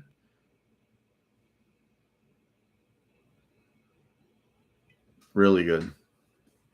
And remember he had what's his name? Lennox Lewis's trainer, Emmanuel, beside him. And they were good. I remember that he was actually really good. And then he passed away. But he was a little older. I know he's battling sickness. I don't remember that. But that's cool if they did. I didn't play video games, but if they did that's cool. But I liked him actually. I thought he was good at the job. But guys, it's 2 a.m. I'm gonna jump off here. I know I'm rusty as hell. I haven't done a live like this in a really, really long time, probably like 5 or 6 months. But I appreciate y'all. I just don't like to like come on every 10 seconds. You know, it's a brain fart. You guys will see enough of me and you stop watching, and that'll be it for now. I'll still come on no matter what. But have a great one, guys. Enjoy this W. Have a nice victory Tuesday, victory Wednesday, and we'll start thinking about the Dolphins. Obviously, I'm nobody to tell anybody how to do it. I know, even what I say, like, piece of me is like, okay, that next game's on Sunday. So Sunday's 1:00 regular time now. Peace. Love you all. Appreciate you all to death. Can't express how much. Go Bills. 41-7. Bills W. Got a good week ahead.